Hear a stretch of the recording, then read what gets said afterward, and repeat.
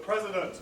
We welcome you to the 13th sitting of the Senate in the second session of the 11th Parliament that takes place on Tuesday, March 7th, 2017.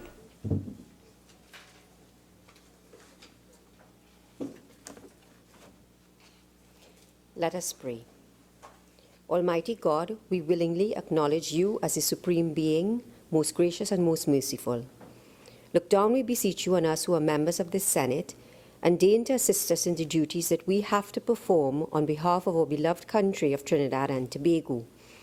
Open our eyes to see the truth, and help us to accept it with all its implications into our lives.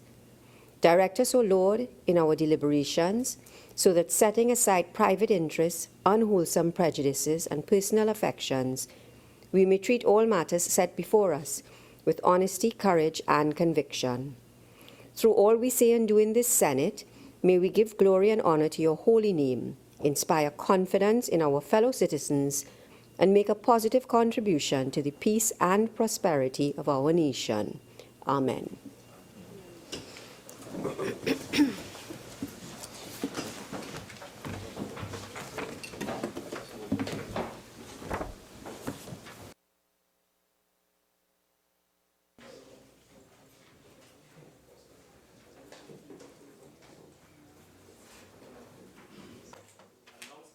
President. Honorable Senators, I have granted leave of absence to Senator the Honorable Paula Gopi Schoon, who is out of the country, and to Senator Khadija Amin, who is ill. Honorable Senators, I have received the following correspondence from His Excellency the President, Anthony Thomas Aquinas Carmona, ORTTSC. The Constitution of the Republic of Trinidad and Tobago. Appointment of a temporary senator by His Excellency Anthony Thomas Aquinas Carmona, ORTTSC, President of the Republic of Trinidad and Tobago and Commander-in-Chief of the Armed Forces. To Mr. Augustus Thomas. Whereas Senator the Honorable Paula Gopi Schoon is incapable of performing her duties as a senator by reason of her absence from Trinidad and Tobago. Now, therefore, I, Anthony Thomas Aquinas Carmona, President as aforesaid, in exercise of the power vested in me by Section 44(1)(a) and Section 44(4)(a) of the Constitution of the Republic of Trinidad and Tobago, acting in accordance with the advice of the Prime Minister, do hereby appoint you, Augustus Thomas, to be temporarily a member of the Senate with effect from the 7th of March 2017 and continuing during the absence from Trinidad and Tobago of the said Senator Paula Gopi Schoon. Given under my hand and the seal of the President of the Republic of Trinidad and Tobago at the office of the President St. Anne's, the 6th day of March 2017. To Ms. Raquel Ghani. Whereas Senator Khadija Amin is incapable of performing her duties as a senator by reason of her illness. Now, therefore, I, Anthony Thomas Aquinas Carmona, President as aforesaid, in exercise of the power vested in me by Section 44(1)(b) and Section 44(4)(b) of the Constitution of the Republic of Trinidad and Tobago, acting in accordance with the advice of the Leader of the Opposition, do hereby appoint you, Raquel Ghani, to be temporarily a member of the Senate with effect from the 7th of March 2017 and continuing during the absence of Senator Khadija Amin by reason of her illness. Given under my hand and the seal of the President of the Republic of Trinidad and Tobago at the office of the President St. Anne's, this 6th day of March 2017. Honorable Senators, Senators are required to take the oath.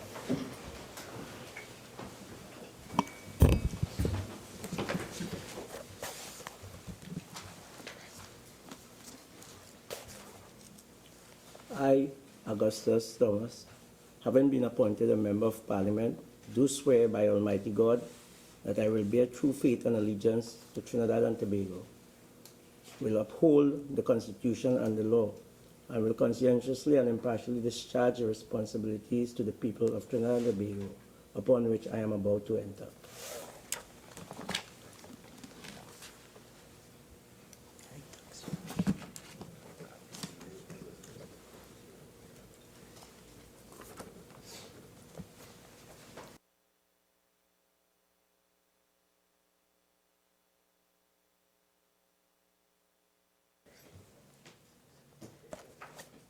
I, Raquel Ghani, having been appointed a Member of Parliament, do swear by the Almighty Allah that I will bear true faith and allegiance to Trinidad and Tobago, will uphold the Constitution and the law, and will conscientiously and impartially discharge the responsibilities to the people of Trinidad and Tobago upon which I am about to enter.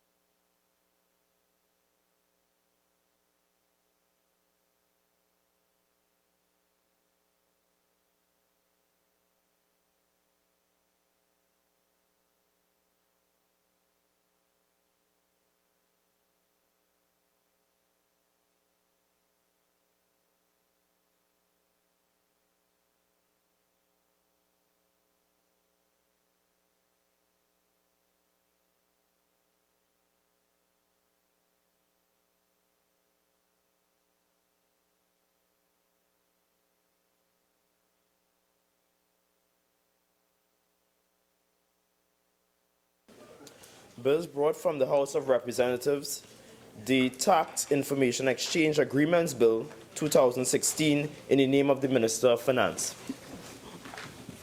Minister of Finance.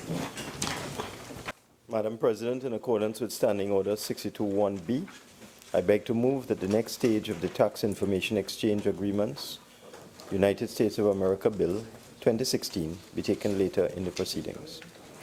Madam President,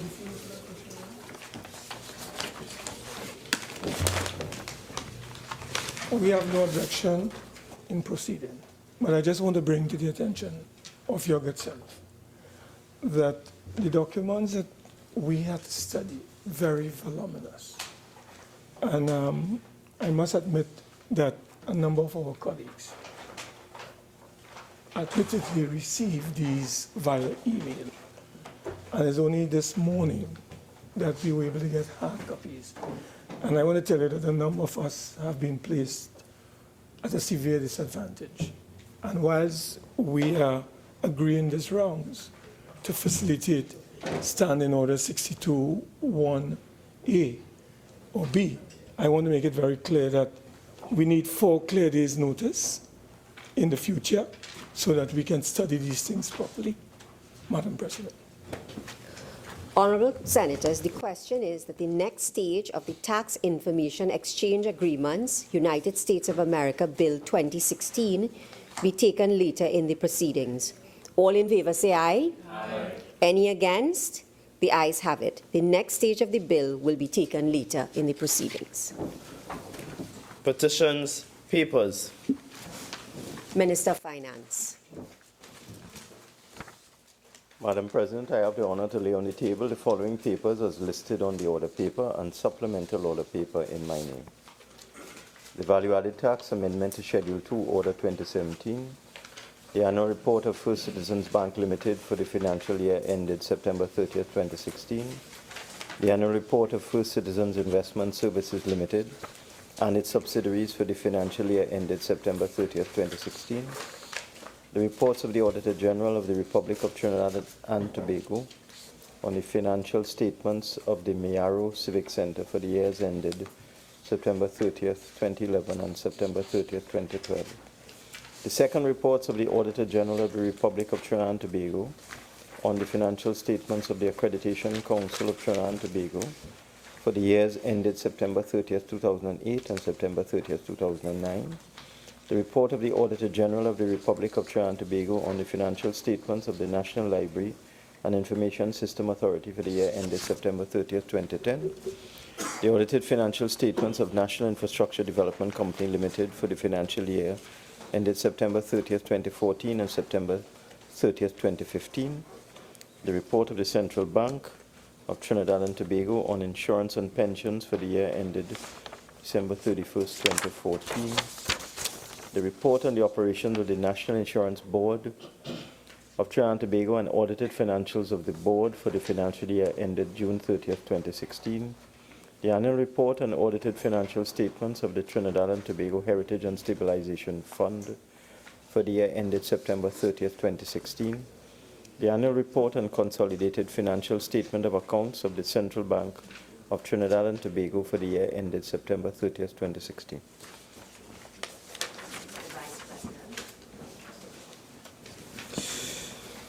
Madam President, I have the honor to lay on the table the following papers listed on the order paper in my name.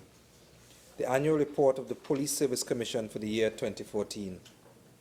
The response of the Tobago House of Assembly to the second report of the Joint Select Committee on Local Authorities, Service Commissions, and Statutory Authorities, including the THA, into certain aspects of the Tobago House of Assembly.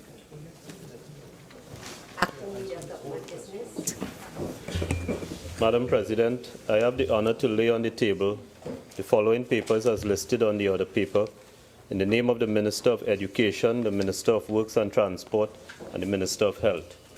The annual administrative report of the Accreditation Council of Trinidad and Tobago for the period October 1st, 2014 to September 30th, 2015. The ministerial response of the Ministry of Education to the first report of the Public Accounts Enterprises Committee on the examination of the audited financial statements of state enterprises. The annual report of the Trinidad and Tobago Civil Aviation Authority for the financial year ended September 30th, 2016. The annual report on the administration of the Dangerous Drugs Act, Chapter 1125, for the years 2015 and 2016. Thank you. Reports from committees. Senator Colm. Madam President, I have the honor to present the following report as listed on the order paper in my name. The report of the Joint Select Committee appointed to consider and report on the Tax Information Exchange Agreements Bill 2016. Urgent questions.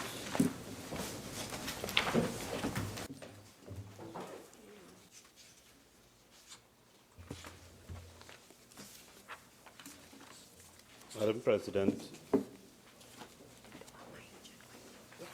the Minister of National Security is here to answer the two urgent questions directed to him, and I'm asking for a deferral of the two questions directed to the Minister of Education for later in the sitting. Thank you.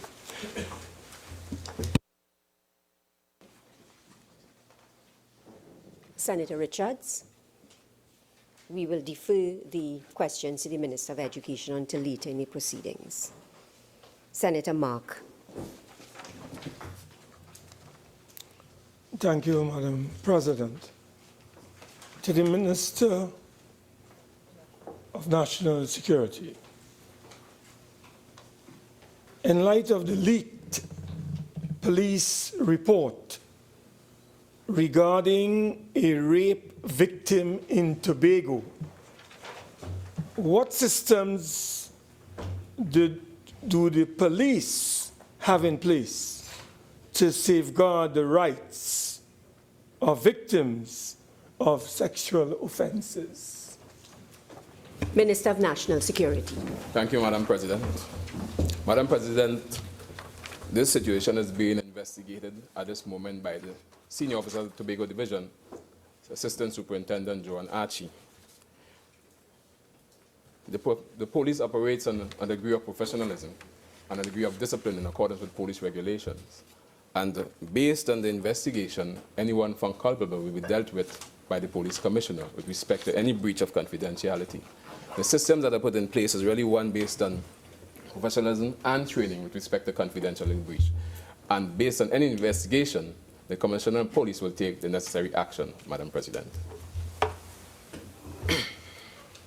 Madam President, in light of the gravity of this development, would the Minister not agree that once an investigation has been launched and completed, it would be in the interest of the public to have that said report released for public consumption? Would the Minister therefore agree that upon the completion of the investigation into this matter, that the report be made public in light of the gravity of the situation. Minister of National Security. Madam President, on the outcome of that report, the necessary action will be taken.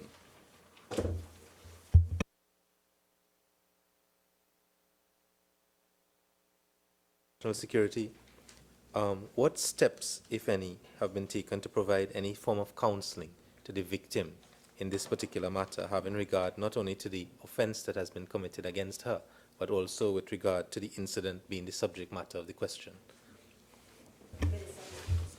Madam President, I do not have the information as to what steps have been taken at this point. However, I can get that information and provide it accordingly.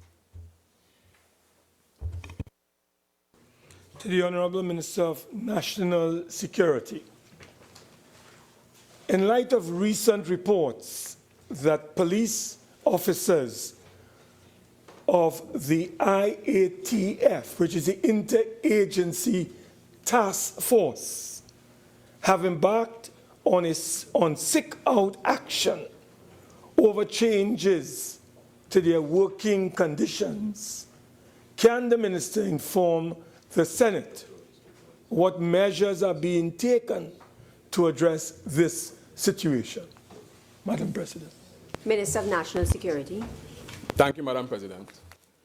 Madam President, the very article that Senator Mark refers to, apparently you only extract the first part of the article that speaks to ITF sick-out. In the very same article, if you permit me. However, Newsday spoke with a senior member of the ITF yesterday who dismissed the report that there was a sick-out. In fact, my information is that there wasn't any sick-out whatsoever.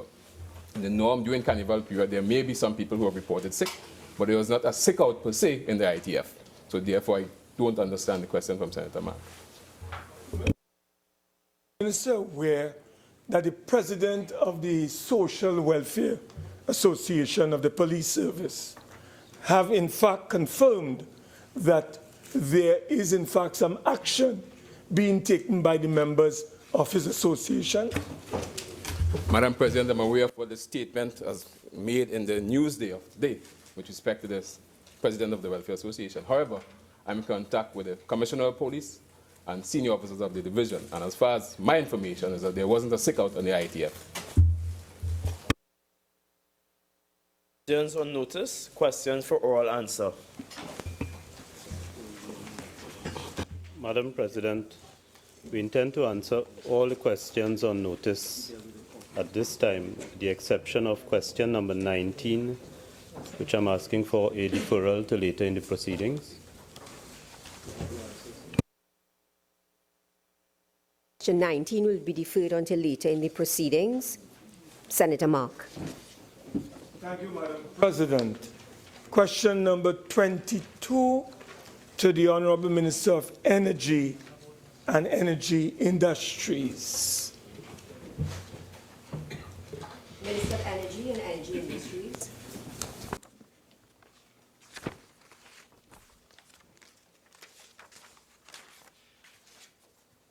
Thank you, Madam President.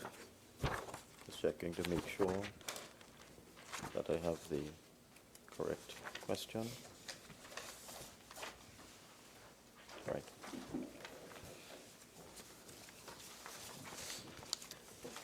The answer to part A is Petrotrin has retained SNC Lavalin as project manager for the project.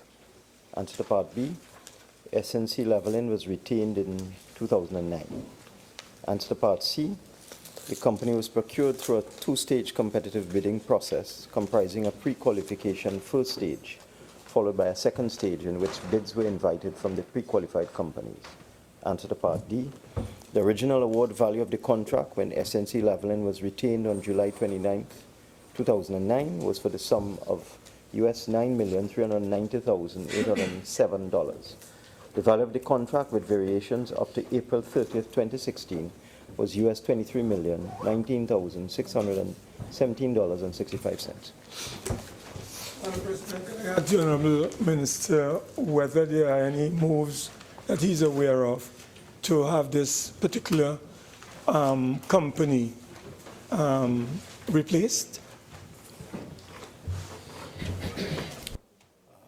Madam President, Senator Mark will know that I was the one who raised the complaint about SNC Lavalin in and around 2012, 2013, because they were banned by the World Bank at that time from participating in World Bank funded projects because of our corruption matters.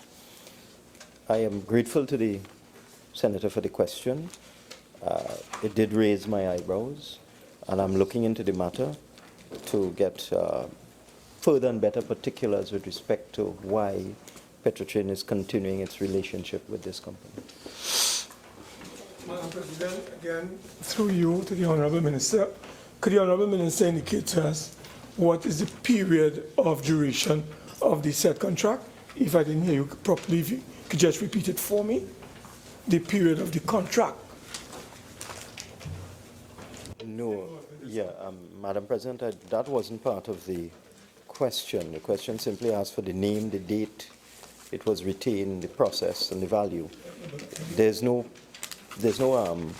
period in this response because you didn't ask for that. But what I would say is that they were retained in 2009, and they are still there is still a relationship between Petrotrin and the company. Madam President, in light of the fact that this is almost about 8 years now this company has been in Trinidad and Tobago, and having regard to the position adopted earlier in another incarnation by the Honourable Minister, would not the Minister agree with me that it is an extremely long period of time to have this company in Trinidad and Tobago, having regard to the serious charges that were brought against that said company by the World Bank? Well, I don't know why Senator Mark is asking why his government kept this company on after I raised the corruption matter in 2012. But with respect to this government, I have given an undertaking that I will get better and further particulars from Petrotrin as to why they are maintaining a relationship with this company. I cannot explain why the UNC government for 5 years and 3 months maintained a relationship with SNC Lavalin.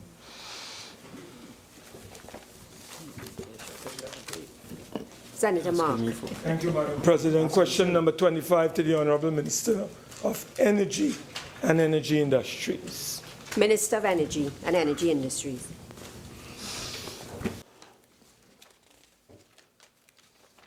Thank you, Madam President. The answer to question 25.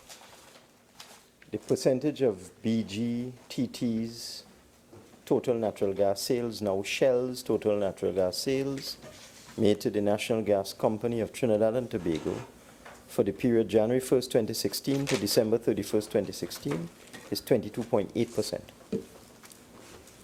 Madam President, I'm wondering if the Honourable Minister would be kind enough to let us know what is this company contractually committed to supply to NGC.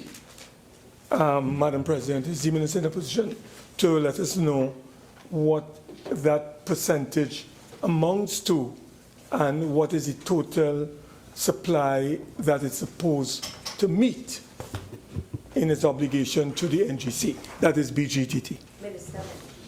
Madam President, Senator Mark is too experienced to be asking trick questions. If you want to know these things, put them in writing and I will answer them. I'm most happy to answer that question if it had formed part of this question. I don't walk with an encyclopedia of information to answer strange supplemental questions.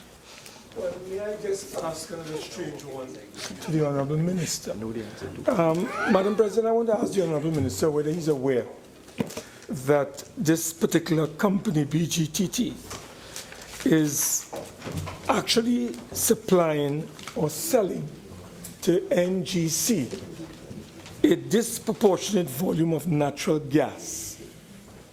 And in this regard, a larger portion of the gas is being sold to the Atlantic LNG. Are you aware of this development, Madam President? Senator Mark, I won't allow that question. 22. Senator Mark. Question number 26 to the Honourable Minister of Energy and Energy Industries. Minister of Energy and Energy Industries. Thank you, Madam President. The Petroleum Company of Trinidad and Tobago, also known as Petrotrin, owes the Board of Inland Revenue taxes relating to the monetization of crude oil. The company currently owes the Board of Inland Revenue the sum of $1,780,506,782.52, comprised of petroleum profits tax and unemployment levy of $1,191,973,658.52 for petroleum profits tax and $588,533,124 for supplemental petroleum tax.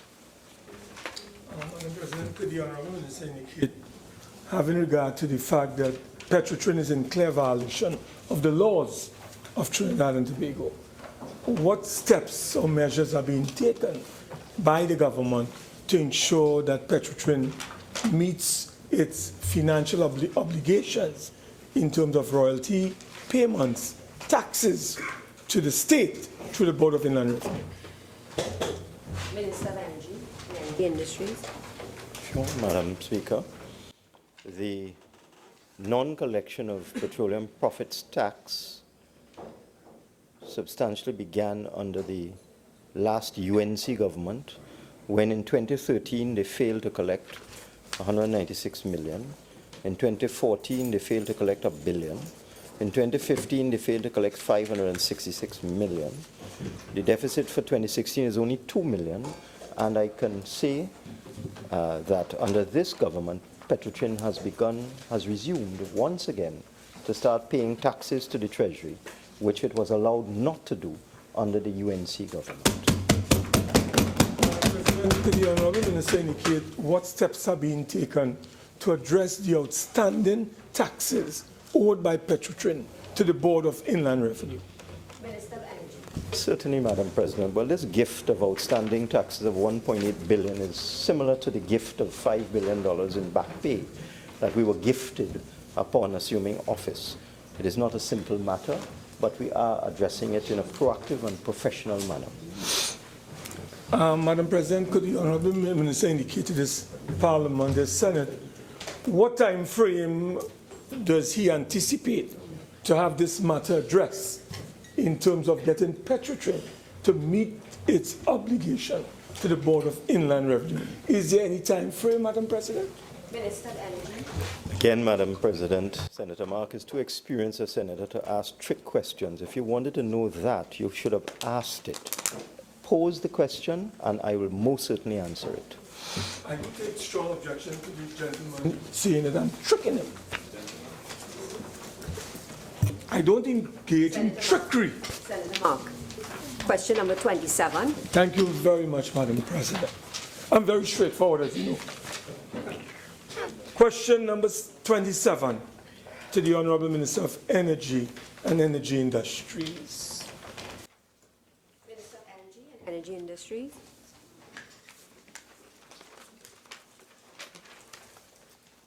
I'm sorry, Madam President, I mixed up 27 and 26, but they're very similar. Let me just go back to 26. Petrotrin owes the state royalty in the sum of $1,210,868,765. And the answer that I just gave was for 27. I'll give it again. Petrotrin owes the Board of Inland Revenue $1,780,506,782. Okay, Madam President, I'd like to ask the Honourable Minister, given the fact that the economy is in dire straits and the government is pressed or strapped for cash, could the Honourable Minister indicate to this Senate what efforts are being made to encourage Petrotrin to meet its obligations to the Board of Inland Revenue? Minister of Energy and Energy Industries. Thank you, Madam President. Bearing in mind the fact that the government of Trinidad and Tobago, this PNM government, only just discovered that the UNC government was hiding losses at Petrotrin for 5 years, amounting to $4.2 billion, that we now have to bring to book and deal with that very adverse consequence. I am unable to answer how we're going to deal with this financial gift given to us by the other side at this time. I will answer it if he poses the question.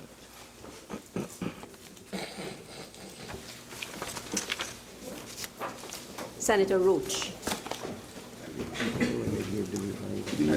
Question 46. Affairs. Thank you, Madam President.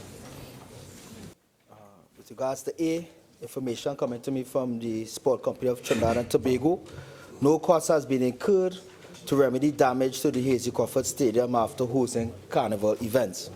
Part B, again information for the Sport Company of Trinidad and Tobago, has indicated that the total annual income received for the period of 2013 to 2016 for hosting carnival events at the Hazy Crawford Stadium is $4,249,083.34, and it's broken down in rental fees by year in the following way: 2013, $977,500.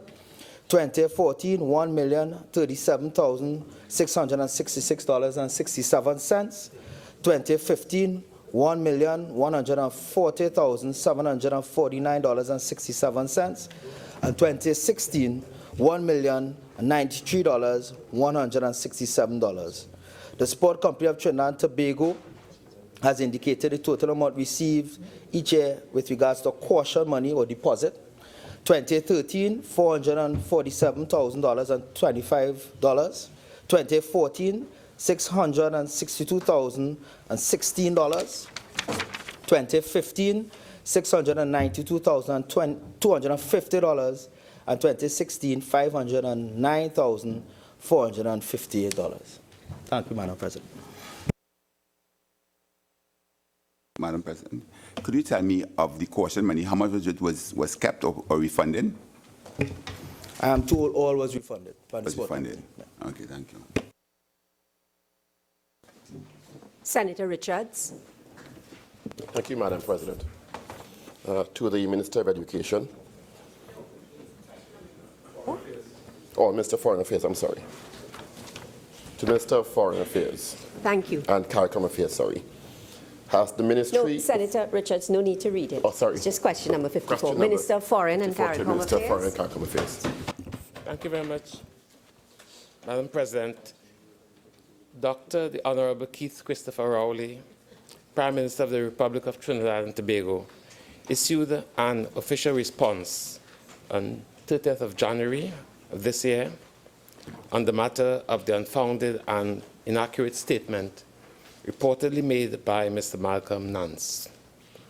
A specific or further response by the Minister of Foreign and CARICOM Affairs is therefore not necessary or indeed appropriate. To mark question number 55, do you have the authority to pose it or shall we defer it? We pose it? Yeah. With your leave, of course. Question number 56. 55, rather, I beg your pardon. 55, rather, to the Honourable Minister of National Security. Minister of National Security. Thank you, Madam President. Madam President, members are advised that the security forces under the ambit of the Ministry of National Security combined efforts to ensure that Carnival 2017 was a relatively safe one for citizens and visitors alike. In this regard, a number of initiatives were implemented, which were as follows. The Trinidad and Tobago Police Service amplified its operations for 2017 Carnival, ensuring an increased presence and visibility of officers on the streets during Carnival period, which contributed to safer festivities and minimized criminal activity. In addition, a Carnival operation plan was developed and executed under the command of Assistant Commissioner of Police Deodat Dulalchan. Several measures were implemented based on this plan. All police officers on leave were called out for duty for 2 days of Carnival. Extra police officers were deployed in main areas of Carnival celebrations, such as Port of Spain, Chaguanas, San Fernando, Tobago, Arima, Point 14. The Trinidad and Tobago Police Service nationwide closed-circuit camera televisions coverage at all main carnival venues were in fact 90% coverage. At the Trinidad and Tobago Police Service press briefing that focused on carnival safety was held on the 21st of February 2017, during which, in addition to safety tips, assurances were given to the public with respect to high police visibility and traffic control coordinations. Carnival safety brochures were developed and distributed across the country. Additionally, carnival safety tips were also disseminated via print, electronic, and social media. Mass band leaders were engaged to ensure that records of band members were properly kept and were encouraged to use high-quality bands for the easy identification of band members. Lighting was enhanced throughout the deployment of Trinidad and Tobago Police Service, lighting towers in key locations during carnival activities. With respect to the Defense Force, all available members of the Defense Force, including the reserves, were deployed for the carnival period. The reserves were in fact assigned mostly to guard duties, which freed up the regular soldiers to be out on the streets in support of the police on duties throughout the main centers of carnival. Additionally, Trinidad and Tobago Defense Force soldiers who on leave were called out for duty during the carnival period. Soldiers operated on a 24-hour shift from Friday, February 24th throughout as Wednesday, the 1st of March 2017. Moreover, during the carnival period, the Trinidad and Tobago Coast Guard increased its number of patrols within the territorial waters of Trinidad and Tobago. The Coast Guard conducted patrols along the main beaches, such as Maracas, Blanchisseuse, Cedras, Icacas, and those rural areas. While carnival festivities were ongoing, the Trinidad and Tobago Air Guard, together with the National Operations Center, provided aerial surveillance support to crime deterrence efforts throughout Trinidad and Tobago. Madam President, based on all these activities, heightened vigilance and collaboration among the security forces, citizens and visitors were made to feel a sense of comfort during the carnival period. Madam President.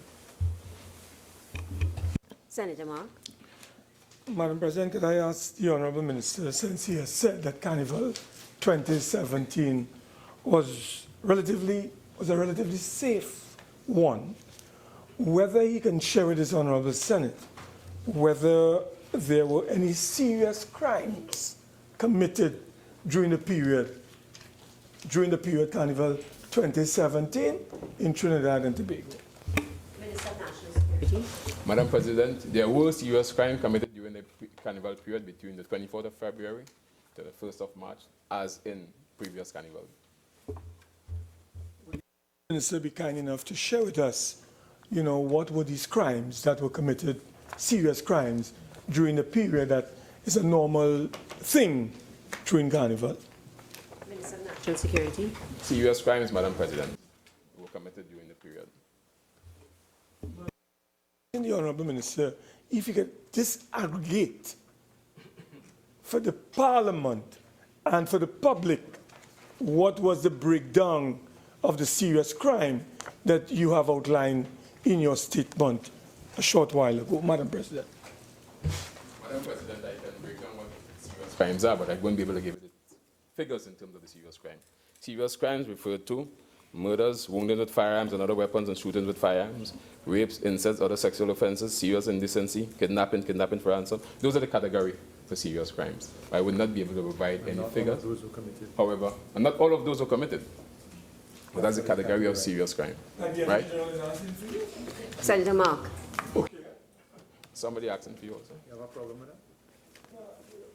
Madam President, is the Minister aware that there were some 7 murders in this country during the said period that you have identified? Minister of National Security. Madam President, every murder is unacceptable in Trinidad and Tobago. Every murder concerns me as national security and the government of Trinidad and Tobago.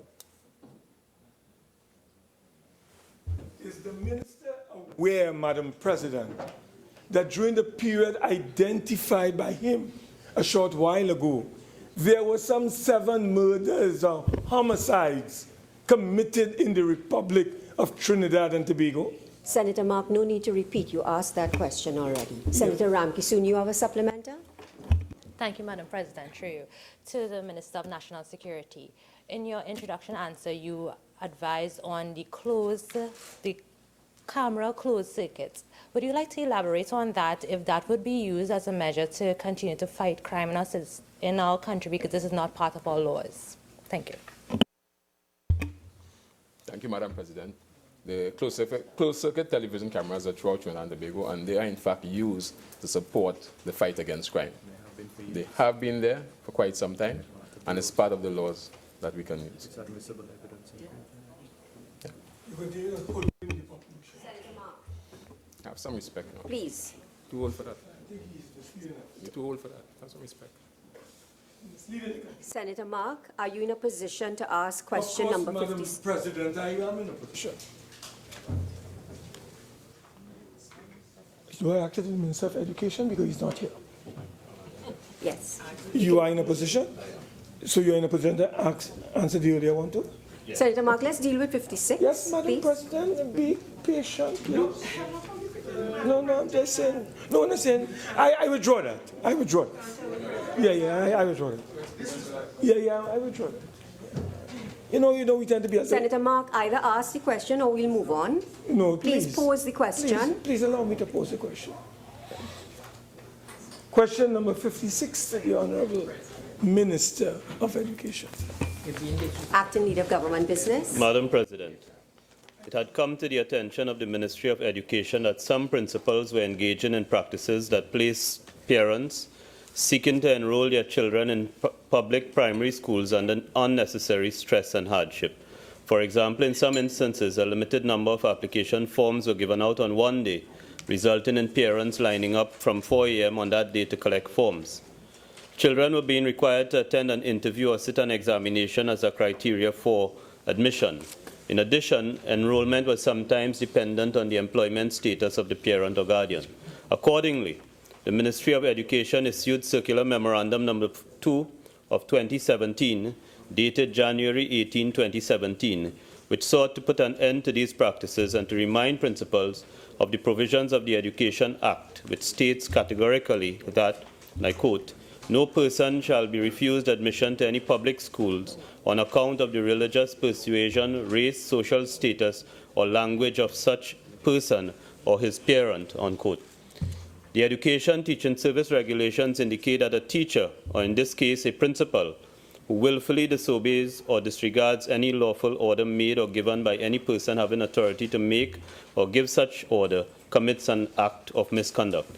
In these circumstances, the procedure outlined by the DPA is the use of progressive discipline involving counseling, oral and written warnings, and, as a last resort, submission of the matter to the Teaching Service Commission for appropriate action. I hasten to add, however, Madam President, that the Ministry does not envisage that such disciplinary action would need to be taken. The Ministry, through the school supervisors and the Office of the Chief Education Officer, will work closely with the principals to provide a reasonable solution to the challenges which the Ministry understands that principals face, while at the same time ensuring that no child is denied his or her right to an education. Thank you.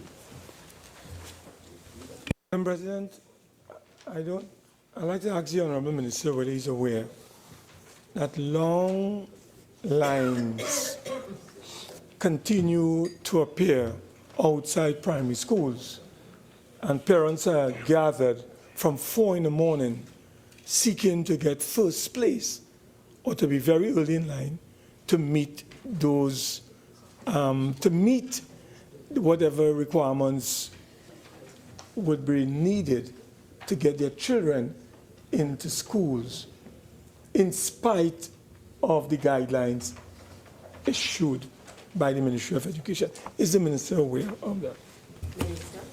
Madam President, as the answer sets out, the Ministry is aware. The Ministry has, through the circular, provided the advice to the principals, and the Ministry, as the answer sets out, intends to monitor through the school supervisors the situation at the primary schools. Thank you.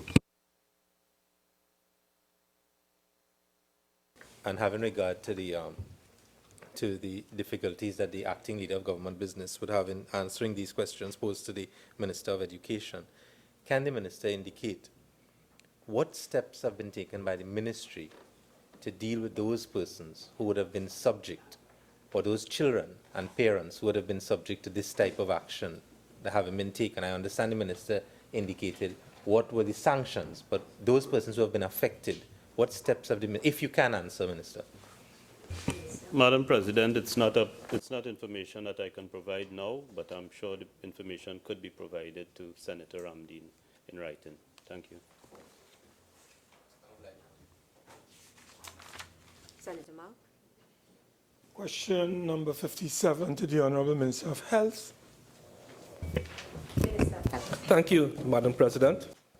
The Ministry of Health, using the whole of government and whole of society approach, has developed an NCD, non-communicable diseases strategic plan and policy framework.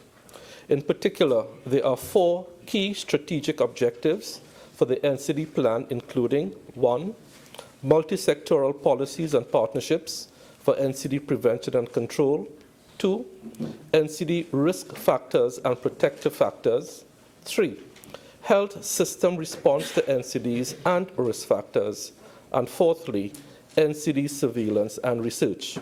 Further to the above, the Ministry of Health is using a multi-tiered approach for cancer management by focusing on 1, surveillance, upgrade of the National Cancer Registry for effective data management and policy decisions, 2, prevention, HPV vaccination, patient and population education programs, and self-care management.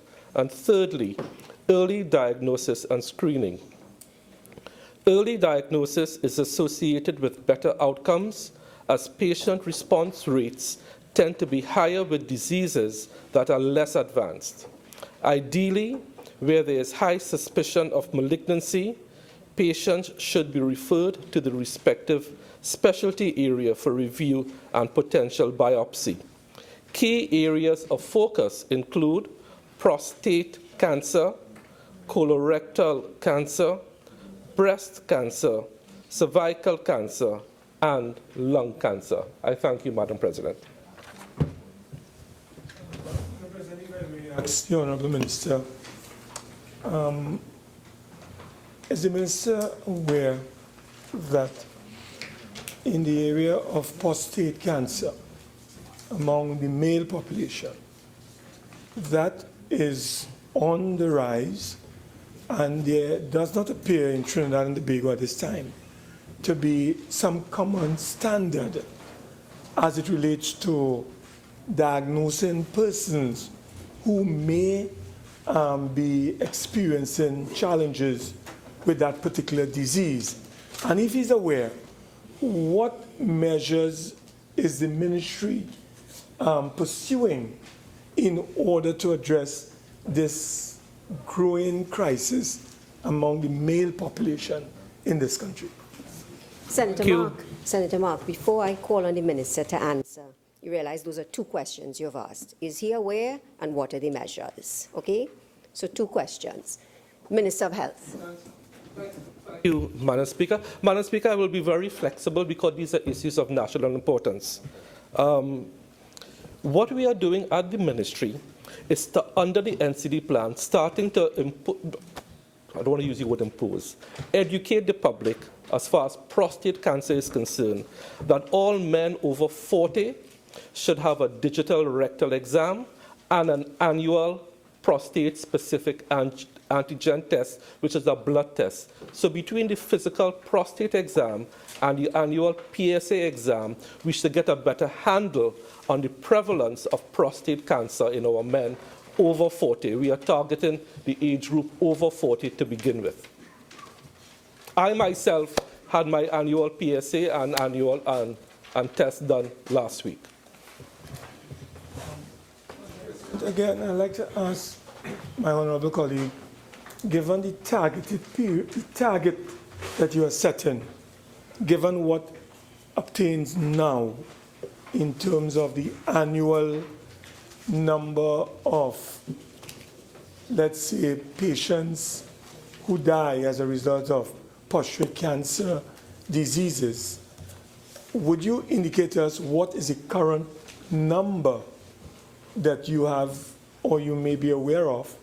And given the measures that you have outlined, what period of time you are anticipating a reduction of those numbers, given the prevalence of this particular Just for clarity, disease? Senator Mark, could you tell me what number you are speaking about? Numbers of what? No, I was asking you whether you're aware of the number of males who die on an annual basis as a result of prostate cancer. Thank you.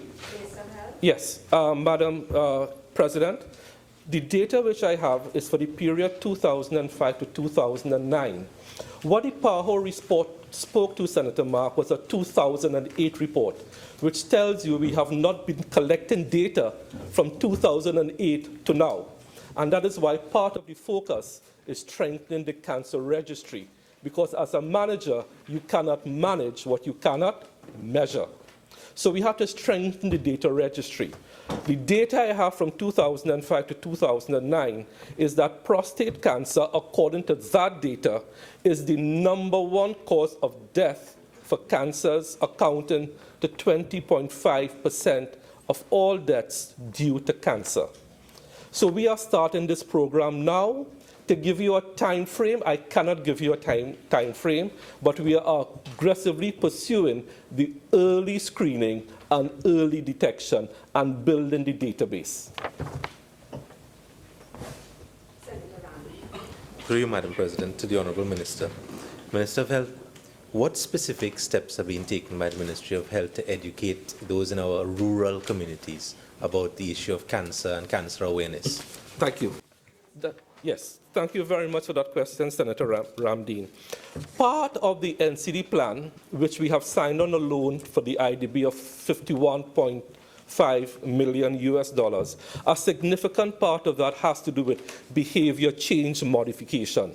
Not only in rural areas, but in all areas, but especially in rural areas, because all the literature will tell you the social determinants of health, people in rural areas with poor economic backgrounds, poor educational backgrounds, suffer disproportionately.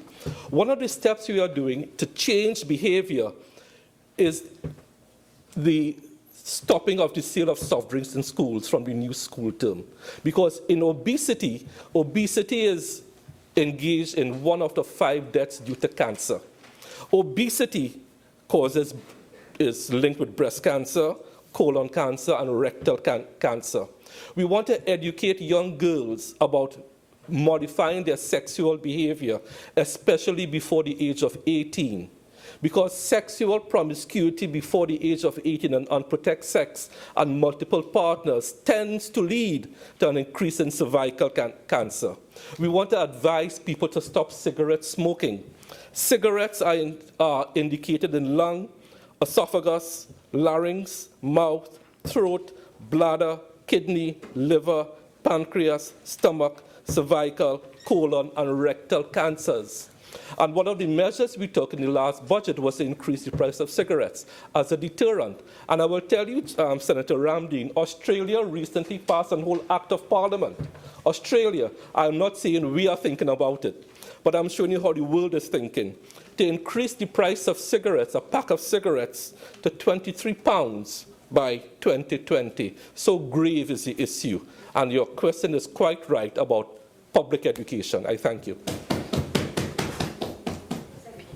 Madam President, may I ask my honourable colleague again, in light of the need for centralized agency, I didn't hear that. Okay. Yes, in light of the need for a centralized agency to address this issue, so that efficiency could be improved and what you have also outlined could be realized. Could you share with us, Honourable Minister, what is the state of play as it relates to the construction and completion of the oncology center? What we are doing right now, we are committed to putting a new linear accelerator at the St. James facility. So we are committed to that, to step up our radiation treatment. We are committed to reinvigorating the brachytherapy unit at St. James, so we are doing that. I will be taking a position to Cabinet within the next quarter on the National Oncology Center, and Cabinet will deliberate on the matter.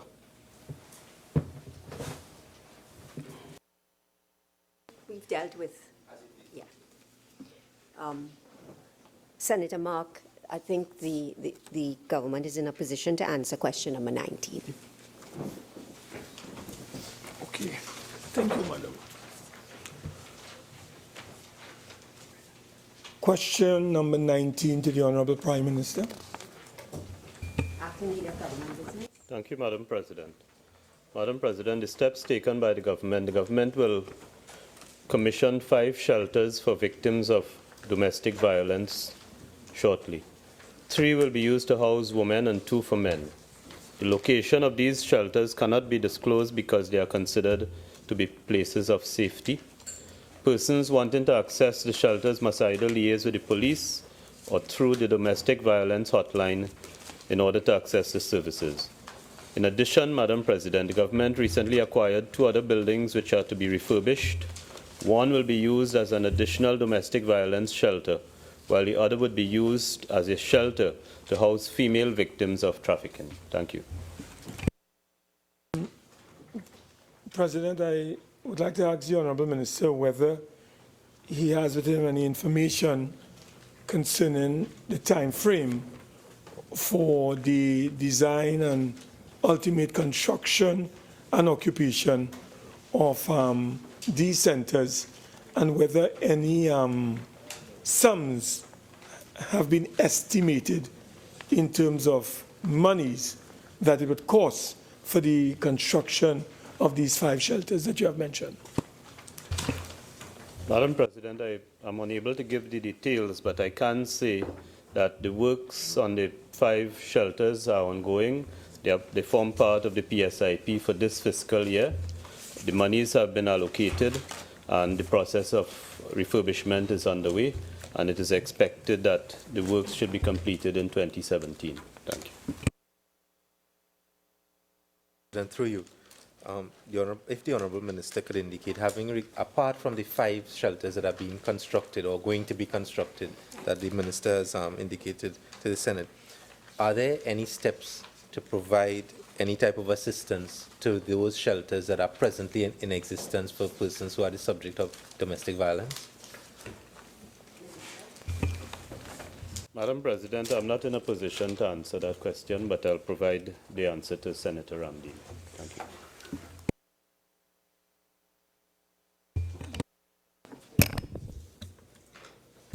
Senator Ramkisoon. Thank you, Madam President. Are you in a position to share with us how many victims would be housed in these locations? Madam President, I'd have to provide that in writing at a subsequent occasion.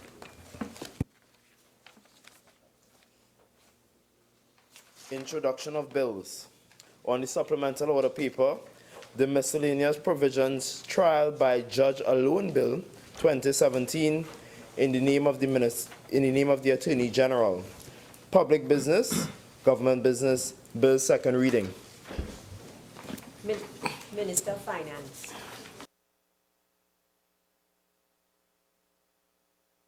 President.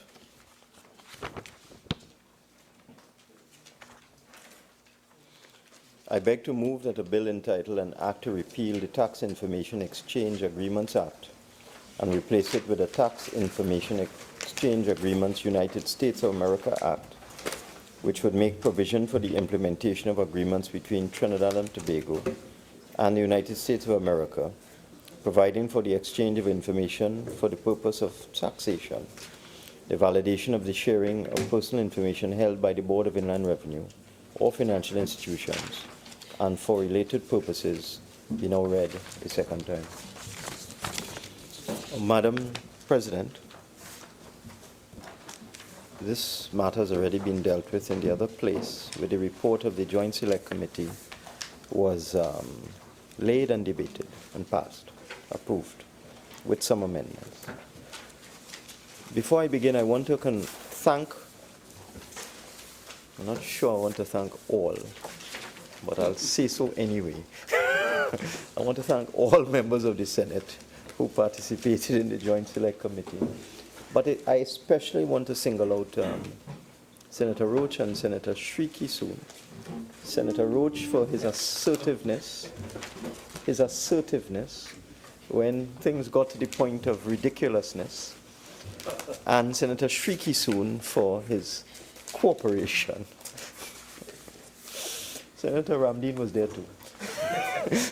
But he was responsible for the many meetings that we had and the long sessions that we had.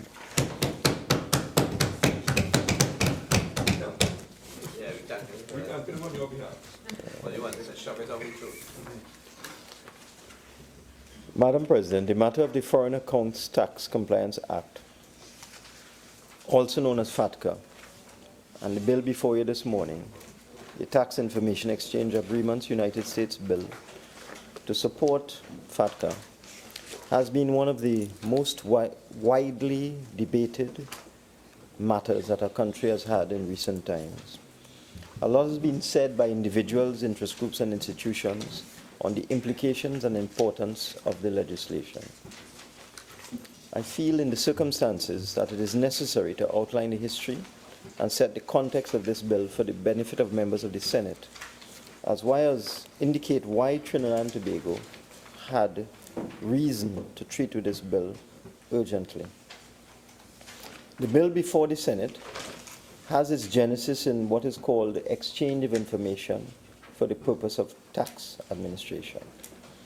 The effective exchange of information between tax authorities is one of the most important aspects of international taxation. The obtaining of financial information and other information on the economic activities of individuals and corporations overseas is necessary to enforce residence-based taxation on a country's own residents. In this regard, tax treaties have historically been central to tax cooperation between capital exporting states. The ability to obtain information has been essential to the extraction of revenues that contribute to the economic development of any state, and obviously would include the economic development of Trinidad and Tobago. In the current era, tax administrators extend their reach beyond the boundaries of their own nation state. They cooperate actively with administrators from other countries and work to build transnational institutions and networks that give them the capacity to enforce national tax laws in respect of multinational and mobile capital and labor. These networks have become grounded in formal legal agreements with their own institutions and practices.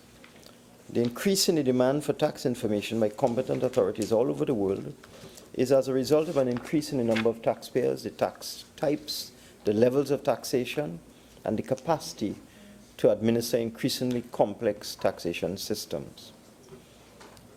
International cooperation plays an increasingly key role in the coordination of national taxes on international business in particular. In this age of globalization, many countries are of the view they can no longer rely exclusively on their own sources of information to ensure compliance with their domestic tax laws. Hence, the Foreign Account Taxpayer Compliance Act of 2010, it's a United States federal law requiring, among other things, that all non-US foreign financial institutions search their records for United States persons. And I want to stress that this is intended, and this legislation is targeting United States persons for the purpose of reporting on their assets and identities to the US Treasury. FATCA imposes a 30% withholding tax on payments of US source income that are made by non-compliant FFIs.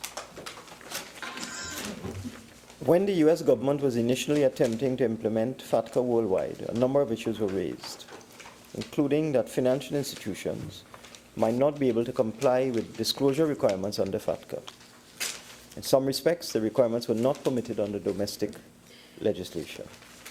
It was determined by countries worldwide that an intergovernmental approach to FATCA would address these legal impediments and reduce burdens for financial institutions such as those in Trinidad and Tobago.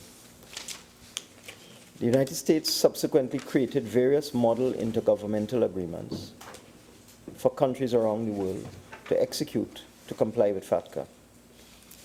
It was for each country Trinidad and Tobago among them, to fit itself into any of the models created by the United States. The models allow for disclosure of information through the competent authorities, such as the Board of Inland Revenue in our case, to direct disclosure of such information by local financial institutions to the U.S. IRS on the other end. In 2013, the former government made a decision that Trinidad and Tobago would enter into the Model 1 IJ. So as I've said, there were a number of models that the U.S. created, and Trinidad and Tobago, under the former government, decided in 2013 to enter into the Model 1 IGA. The document was initialed by my predecessor, Mr. Hawaii, and sent to the U.S. Treasury, and as a result of that action, the U.S. Treasury deemed Trinidad and Tobago to be compliant with FATCA at that time. But that was only the beginning. Having initialed it and thereby indicated agreement with its contents and its provisions, it was necessary subsequently for the country to sign the agreement, the actual agreement itself, and then incorporate it into domestic law. The intergovernmental agreement that was first initialed by the former Minister of Finance and signed by myself in August 2016 is attached to the bill at Schedule 2. The annexes in Schedule 2 comprises the intergovernmental agreement and Annexes 1 and 2. Annex 1 deals with due diligence obligations for identifying and reporting on United States reportable accounts and on payments to certain non-participating financial institutions. The annex is similar to a handbook for the local financial institutions to apply due diligence procedures to identify relevant accounts and institutions. Annex 2 treats certain institutions as exempt beneficial owners or deemed compliant foreign financial institutions. And certain accounts are excluded from the definition of financial accounts and not reportable. In this regard, the IJ excludes institutions like the Central Bank of Trinidad and Tobago. The IJ also includes financial institutions with a local client base which meet certain requirements. These requirements include that the financial institution is licensed and regulated under the laws of Trinidad and Tobago. In addition, at least 98% of the financial accounts by value maintained by the financial institution must be held by residents of Trinidad and Tobago. This is a very important point. The 98% local base threshold is testimony to the fact that FATCA is not for Trinidad and Tobago citizens, at least not initially for Trinidad and Tobago citizens. There would be citizens of Trinidad and Tobago who, because of their relationship with entities in the United States, would fall within the category of reportable persons. But your average person is not a reportable person, or 98% of Trinidad and Tobago citizens are not reportable persons for the purposes of FATCA. Senators should note that Trinidad and Tobago has 15 bilateral taxation agreements, as well as one multilateral agreement which covers 10 CARICOM jurisdictions, and one tax information exchange agreement with the United States, all of which provide for exchange of information for tax purposes. The Board of Inland Revenue, being the competent authority at this time, has broad information gathering powers under the Income Tax Act for use in responding to a request made under a declared agreement, such as the Tax Information Exchange Agreement with the United States, notwithstanding the absence of an assessment or objection pertaining to the raising of a tax. However, the Board of Inland Revenue's information gathering powers are limited to the enforcement of Trinidad and Tobago's tax laws at this time. When this bill is passed, which I expect it will be, the Board of Inland Revenue will have additional responsibilities in terms of providing information to the U.S. Treasury on U.S. persons.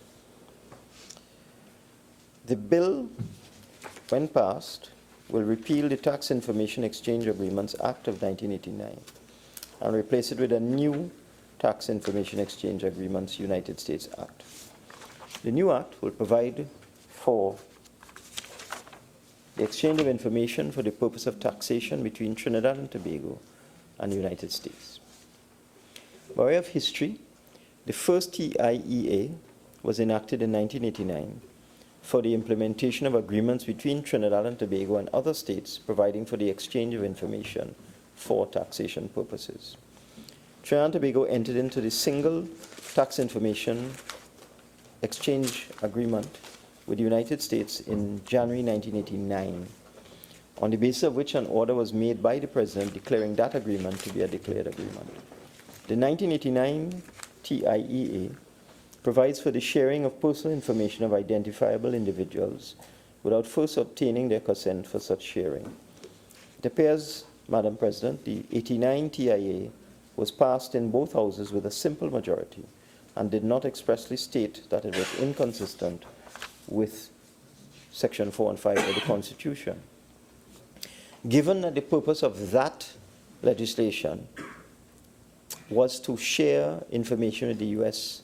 Treasury without the consent of the person to whom the information relates, it is therefore necessary to validate the actions of the Board of Inland Revenue and to repeal the 1989 TIA. This is what will be done under this 2016 TIEA.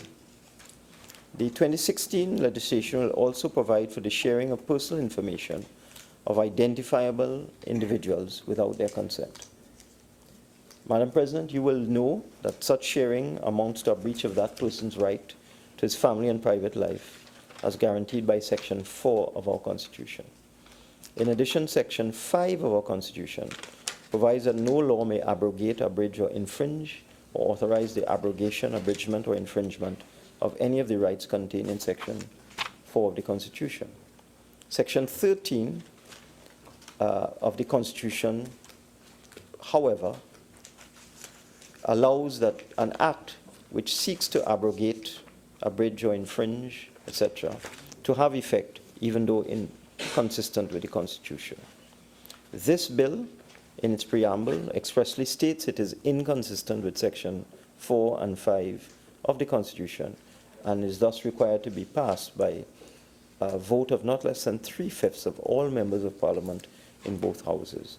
The bill has already received the unanimous approval of all members of the House of Representatives who were present when the vote was taken. The actual numbers were 39-0. I would just like to spend a little time now and, on what happened in the other place.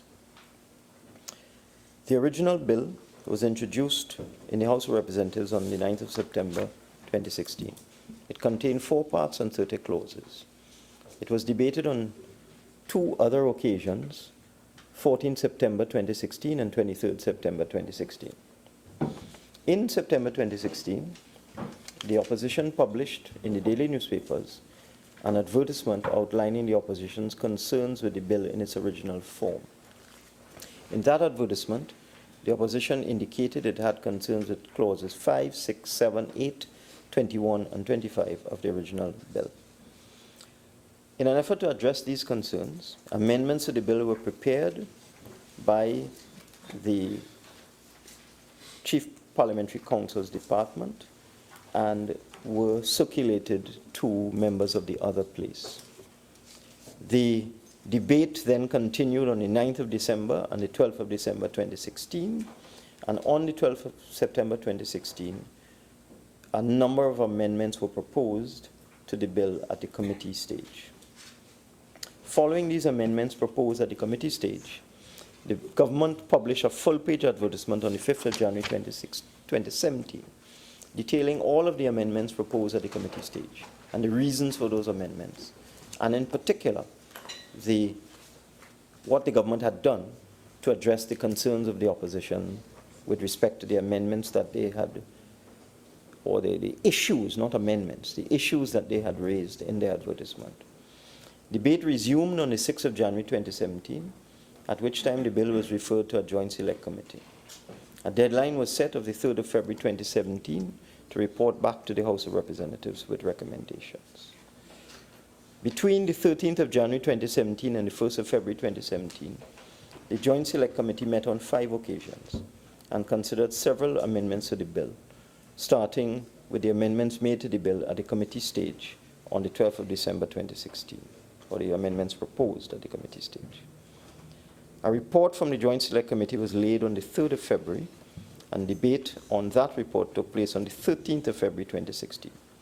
During the debate on that day, a motion was moved to treat the report laid on the 3rd of February as an interim report, and it was proposed that the Joint Select Committee continue its work and report to the House by Thursday, February 23rd, 2017. This motion was accepted, and the committee met again for a 6th time on the 17th of February, and the final report of the committee was laid on the 23rd of February 2017.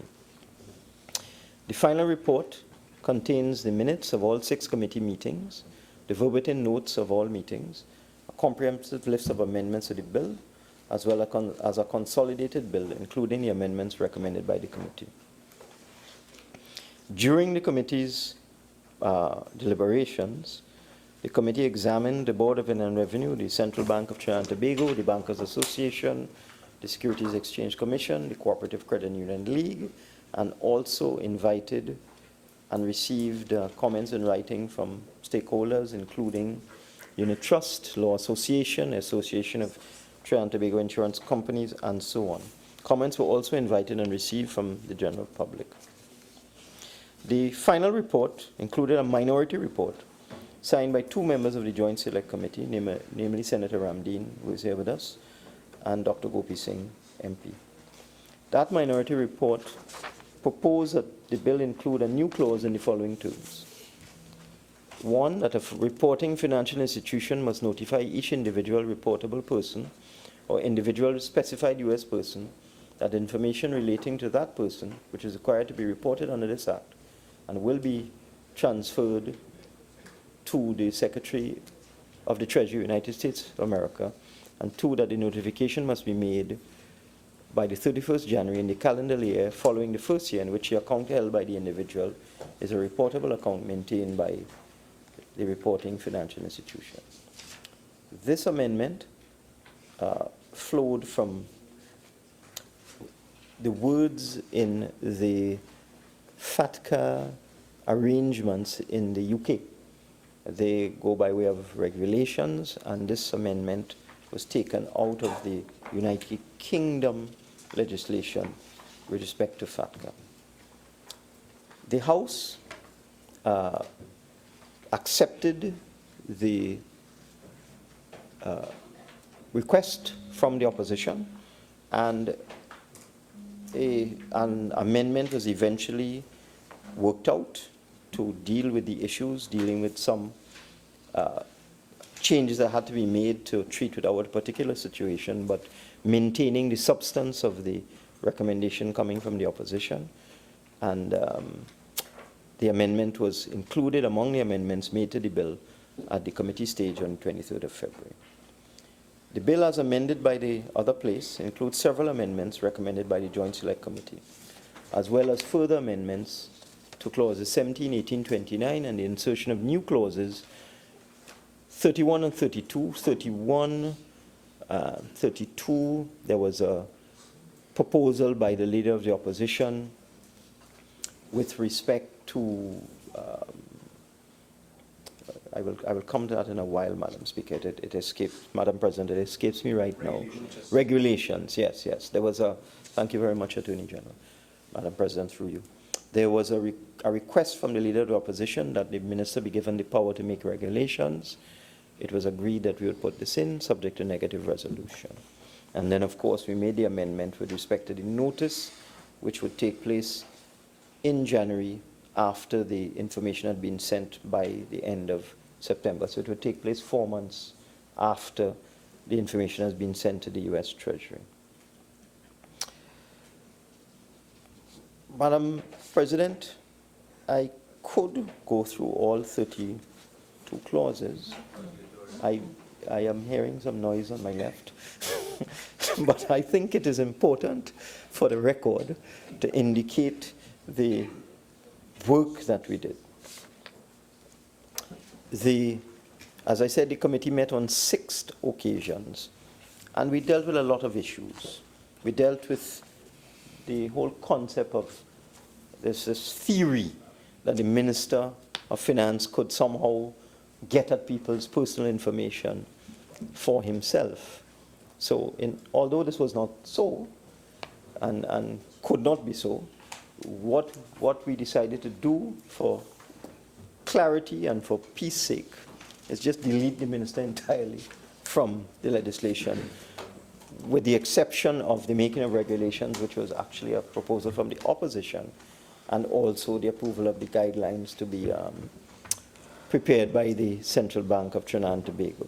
But we made it crystal clear that the competent authority in the legislation would be the Board of Inland Revenue. We didn't leave it up to the minister to decide or choose who would be the competent authority, because that is how the original legislation was drafted, flowing from the actual agreement itself. The words flowed from the agreement. But because of the concerns raised, we decided to make it crystal clear that the competent authority would be the Board of Inland Revenue. So we took away that power from the minister to designate any other agency as the competent authority. We also made it crystal clear that this legislation would apply only to the United States Intergovernmental Agreement, the agreement between the United States and Trinidad and Tobago. In other words, we took away the ability of the executive to enter into similar agreements with other countries with respect to the sharing of tax information simply by order, which again was a feature of what had been proposed earlier. So essentially what we did is that we confined this legislation only to the arrangement with the United States of America. The government does not have the power now to simply by order amend or not amend, sorry, simply by order enter into another agreement with another country without parliamentary oversight. The minister's intervention in this bill is almost zero, and the Board of Inland Revenue is the competent authority. I just want at this stage, Madam Speaker, to deal with a certain issue that was published in the media and needed clarification.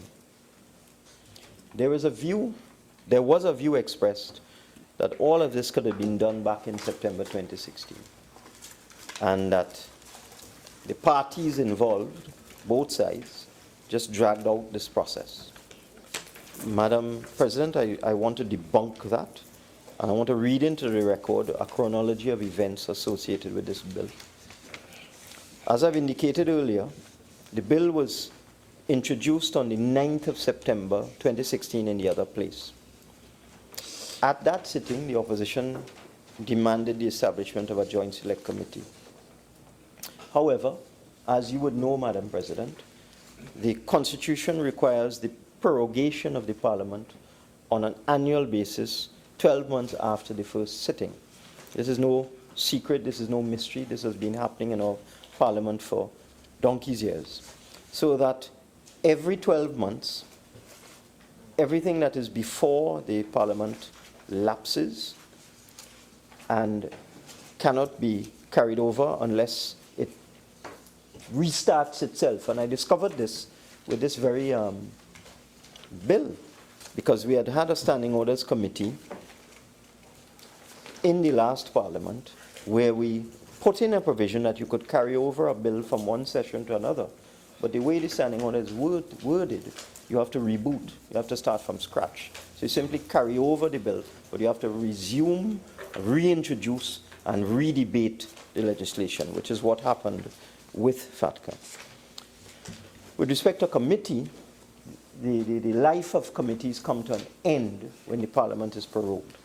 So the prorogation of Parliament was due on the 22nd of September 2016.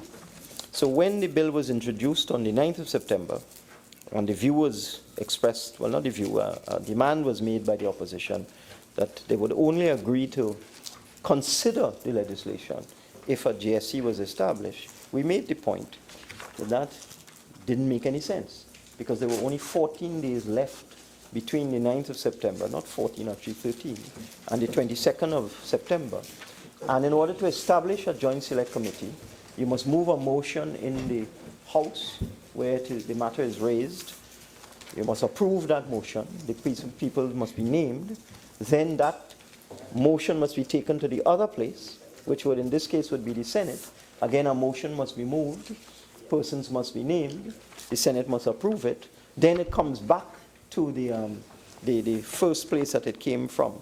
So that process in itself could take between a week to 2 weeks, Madam President, to get the committee established. Then you have to have the first meeting of the committee to appoint a chairman, and then you have the committee deliberations. Then you have to report back to the House, debate the report of the Joint Select Committee in both houses, will debate the outcome of the committee's deliberations in both houses, and then the bill is passed. So we made the point that it was physically and scientifically impossible to establish a Joint Select Committee, hold meetings of the committees, invite members of the public to appear before the committee, examine them, solicit views from the public, and finish all of that by the 22nd of September in a 14-day period. It was impossible. So we made the point to the opposition that it just couldn't be done. The opposition at the time did not agree and said that somehow we could turn night into day and do all of these things in 14 days. As it was, Madam President, in the committee that we had, that took a month. And that took a month of very intense work with the committee meeting virtually every single week. And even when we did that, when we came to do the final report, members complained bitterly that they were rushed, members of the opposition, and complained bitterly that members of the public were not given enough time to comment on the legislation. So it would not have been possible to establish a JSC in both houses, meet, interview people, examine the bill, take evidence, receive public comments, and come back to the House, debate it in the House, and then debate it in the Senate by the 22nd of September. That would have been impossible. However, we introduced it on the 9th, then we came back on the 14th. The opposition once again insisted on a GSC. This time there were 8 days left before the prorogation of the Parliament, and Budget Day was announced as the 30th of September, so that it was known to the opposition that the government was in the process of completing the paperwork and the estimates of expenditure and everything that goes with the preparation of a national budget, which is due to be delivered 8 days later. But again, they insisted on the establishment of a joint select committee, now with an 8-day time frame, and the national budget looming in just 2 weeks from then. So again, it was not possible. Parliament was then prorogued in accordance with the Constitution, and the proceedings on the bill ceased. The bill was subsequently carried over to the second session. As I indicated, you have to reboot and restart, and debate restarted on September 23rd, 2016. The opposition again insisted on a GSE, although the budget was now due to be delivered 7 days later. Again, it would be impossible to complete the work of a GSC before the commencement of the budget debate. And during the budget debate, the budget takes precedence over everything. So, recognizing that the opposition was insisting on a joint select committee and was not in agreement with the government's perspective that it was physically and scientifically impossible to do all of this in 7 days or 8 days or 14 days, as the case may be, and that the budget was coming, the government communicated with the U.S. Treasury to seek an extension to the deadline of the 30th of September, the same day as Budget Day. That was the original deadline for compliance with FATCA. So the government wrote to the U.S. Treasury for an extension of time. At that time, in that communication with the U.S. Treasury, being fully aware of the fact that the opposition was demanding a GSC, the government indicated to the Treasury that it was more than likely that a GSC would be required to complete the work of the Parliament on the bill, and as a result, a tentative deadline of February was set to complete the work of the GSC, to report to the Parliament, debate the matter in the House of Representatives, and debate the matter in the Senate. When the budget debate was concluded, debate on the bill resumed in December 2016. The opposition again requested a GSC, but on that same day, the leader of the opposition got into an argument with the Speaker over the denial of a request that the Parliament be adjourned to debate an urgent matter. After that argument, the leader of the opposition was ejected from the Parliament, and the rest of the opposition walked out. So before we could put the question of putting this bill to a JSC and get the names from the opposition and vote on the establishment of a JSC, the opposition absented itself. They just left. So we couldn't establish a JSC on that day. Came back again on the 12th of December. Again, we could not establish a joint select committee because the opposition decided not to attend. And in fact, I believe they watched the debate on television upstairs. I see Senator Ramdeen is well aware of this. So that, again, it was not possible to establish a GSC because you have to put a motion, get the names of the other side, and the House has to vote on it. So we came back again on the 6th of January, 2017, at which time the opposition showed up. The names were given, we put the motion, we established the GSC, and we are here today. Now, Madam President, I said all of this because it is necessary to correct the record. It was impossible to establish a GSC between September the 9th and the end of October. It was impossible because between September 30th and the end of October, the Parliament was engaged in the national budget debate and the examination of the estimates. And prior to that, you had the untimely prorogation of Parliament on the 22nd of September 2016, thereby making it impossible to establish a GSC at that time. I've put these things on the record because I am aware that there are other points of view about this, but I wanted to clear up the government's position on this matter. Having said all of that, we've established our Joint Select Committee, and we've examined stakeholders. We have solicited views from members of the public and other interest groups.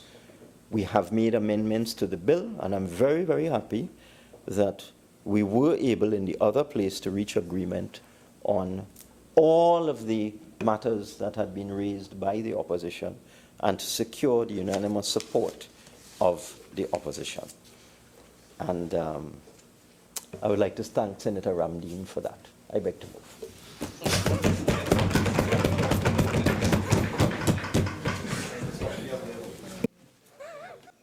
Honourable Senators, I shall now propose the question for debate. The question is that a bill entitled An Act to Repeal the Tax Information Exchange Agreements Act and replace it with a Tax Information Exchange Agreements United States of America Act, which would make provision for the implementation of agreements between Trinidad and Tobago and the United States of America, providing for the exchange of information for the purposes of taxation, the validation of the sharing of personal information held by the Board of Inland Revenue or financial institutions, and for related purposes, be now read a second time. Senator Mark.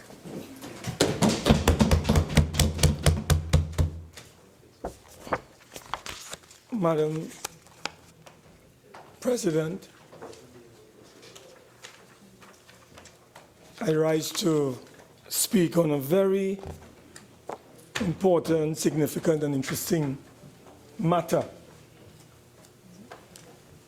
A bill before us that, as the Honourable Minister said, took 6 months to be completed in terms of agreement, and we are still debating it as we speak because agreement having been reached in the other place. Given the bicameral nature of our Parliament, we have to continue the work in our Senate. Madam President, it is said that the price of freedom is eternal vigilance. Some say the price of freedom is eternal struggle. And we in the United National Congress, I want to make it very clear from the outset, we're always committed to the passage of good law in this country. Not bad law, Madam President, not flawed law or legislation, but good law.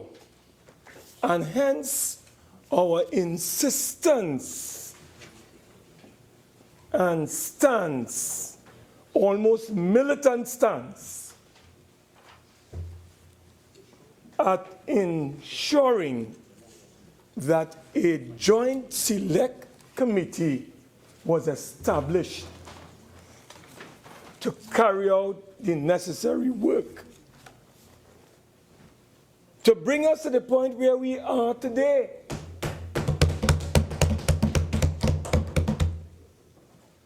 Madam President, everyone knows, including the mover of the bill, of the value of a joint select committee.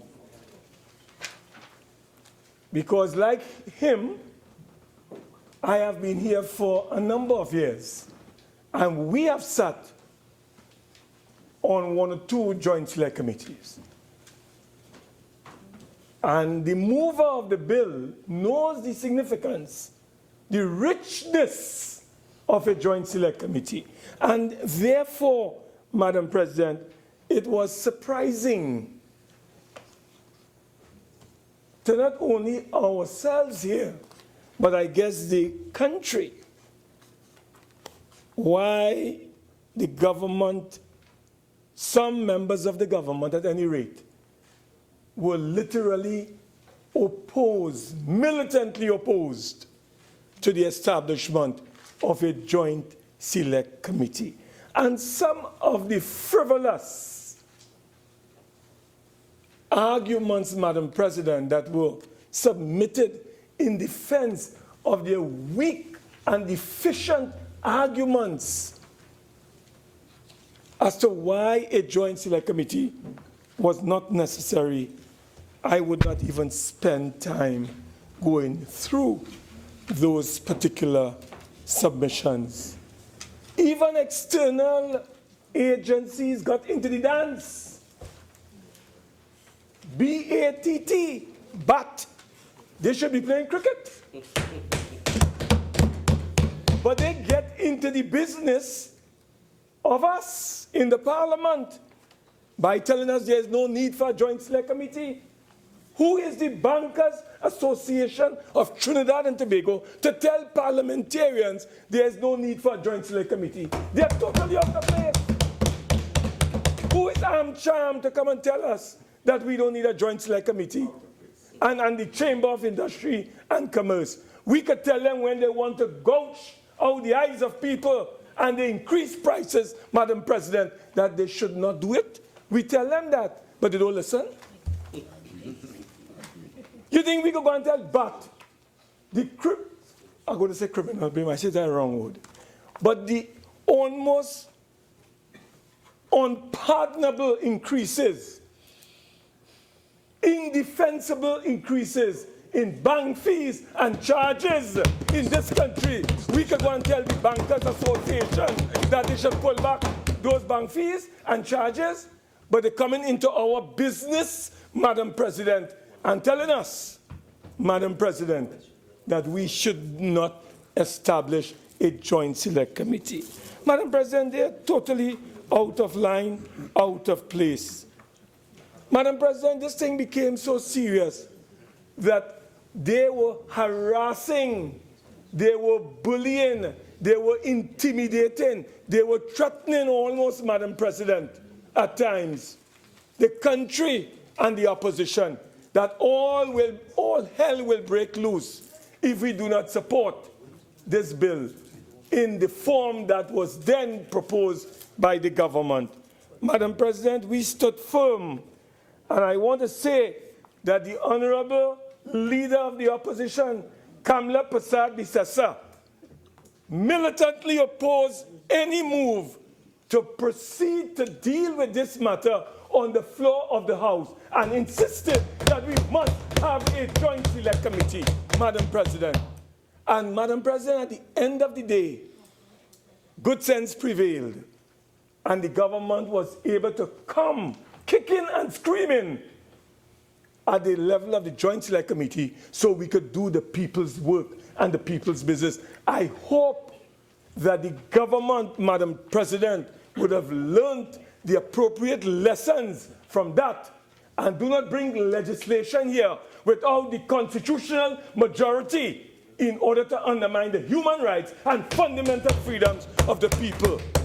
Bring legislation that is going to violate the Constitution and the rights of the people, attach the certificate, meet with the opposition, let's go to Joint Select Committee, bring good legislation at the end of the day, as we have brought collectively. So I therefore, like him, the Honourable Minister of Finance, would like to thank our colleagues, Senator Ramdeen. I want to thank the honourable colleagues in the other House, Dr. Bo Tiwari, member for Kearney Central, Dr. Tim Gopi Singh, member for Kearney East, and all of the other colleagues who participated in this particular exercise. But without the opposition, Madam President, we would not have been here today. Without our insistence, Madam President, we would not have had the legislation that we have before us today. So I'm very happy that we were able to stand firm. And I want the government to know, don't bring flawed legislation to this parliament and expect this opposition, representing close to 400,000 people in this country, do not disrespect us, do not show contempt towards us, and Madam President, when it is necessary to do what is in the interest of the people, let good sense prevail and let us do what is right. Establish joint select committees.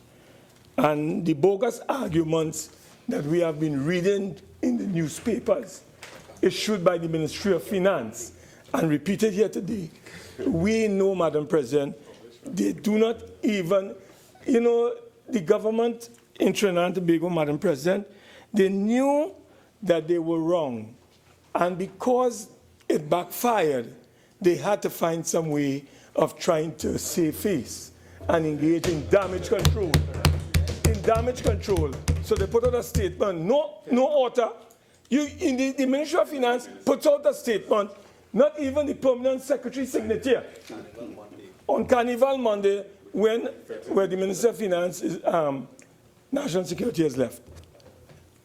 But it was issued on Carnival Monday, Madam President, and not even the signature of the minister, not even the signature of the permanent secretary was appended to that statement, Madam President.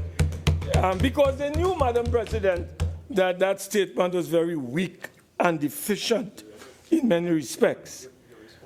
But, Madam President, I want to indicate that, the Honourable Minister of Finance did, in fact, indicate that a letter was written to the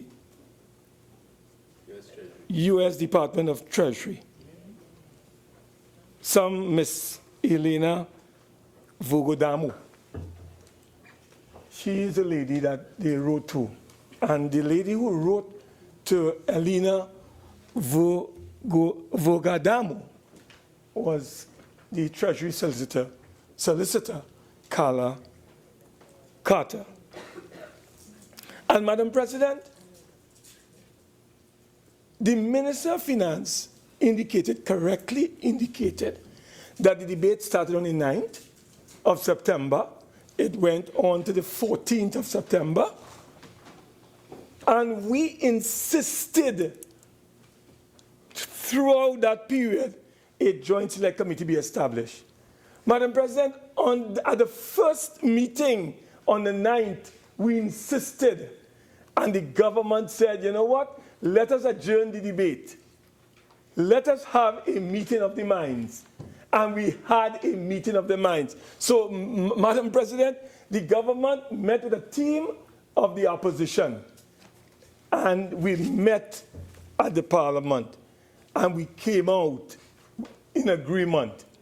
And the Honorable Minister of Finance is on public record as saying we are going to establish a joint select committee. He said that they have agreed on a joint select committee. And I do not know what happened in the cabinet subsequent to that decision, but after that decision was taken on the 12th of September, there was an about face. There was almost the Minister of Finance who led the team on behalf of the government simply reneged on a decision and an agreement that was taken on the 12th of September. And there is where, Madam President, all hell broke loose. Because after that, it was a downhill struggle, Madam President. Why would the Minister of Finance indicate to us, Madam President, that he's in agreement with the establishment of a joint select committee and then renege on that?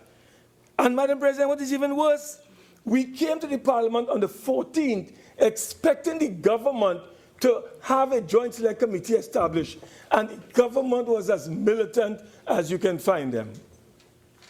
They refused, Madam President, even though they had agreed to establish this joint select committee. And what happened at the end of the day? Whilst we were discussing matters, or my colleagues, I should say, were deliberating in the other chamber, the government of Trinidad and Tobago, on September the 14th, the same day the House was deliberating on this matter, the government wrote the Treasury, the U.S. Department of the Treasury, dated September the 14th, Madam President, and signed by the Treasury Solicitor. And, Madam President, in that correspondence going to the Treasury, the Department of the Treasury in the United States, the government put in writing, and I quote on page 2 of this letter, the establishment of a joint select committee of the Parliament by mid-November 2016. They went on further to say that the JSC will need at least 2 months to complete its work and provide a report. And they anticipated the report could be laid in Parliament by 2017. A debate would ensue, and subsequent passage will take place in February.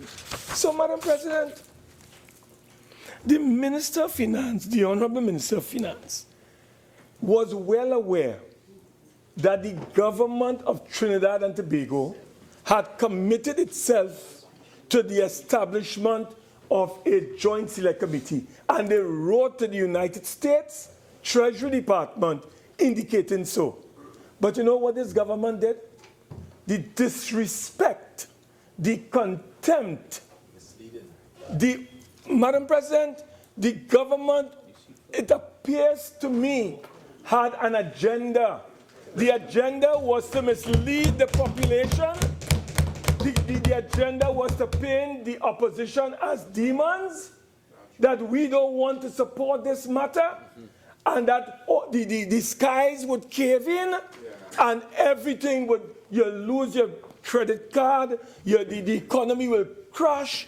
And they went about the place, and they got the Bankers Association and all of these so-called organizations that have no business, properly speaking, in telling us how to deal with our matters. in the way that they did, they were able, Madam President, to also support the gloom and doom predictions being made by the government.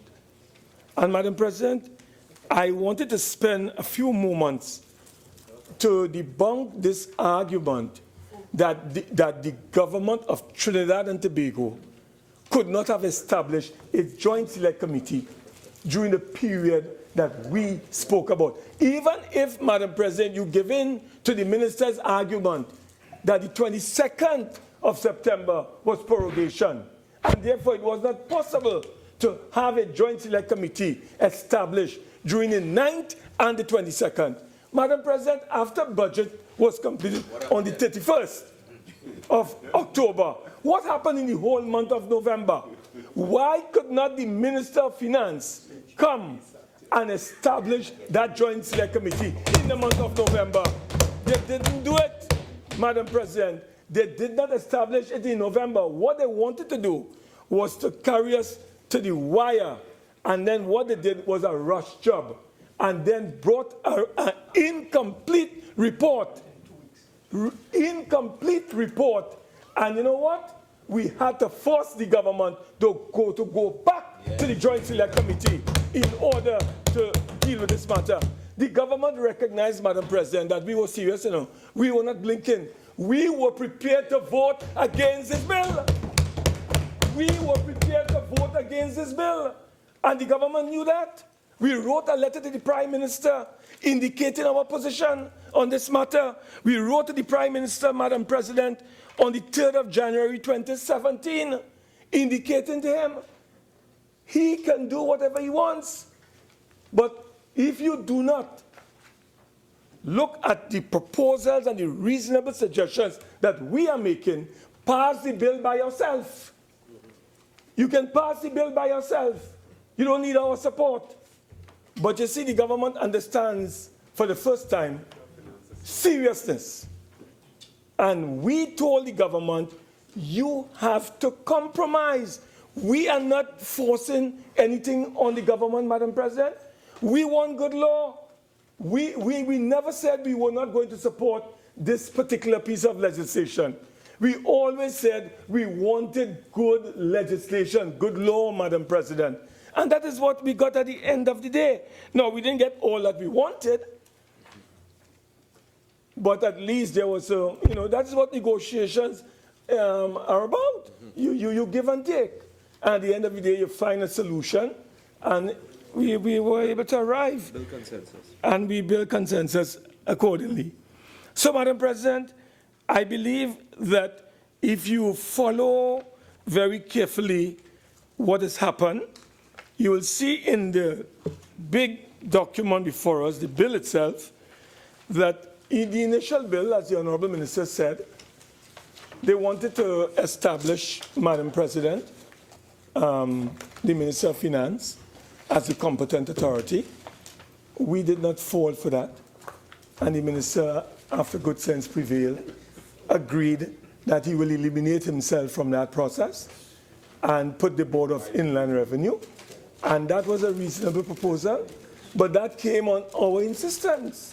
If we didn't insist on that particular provision, Madam President, the Minister of Finance, would have been the competent authority.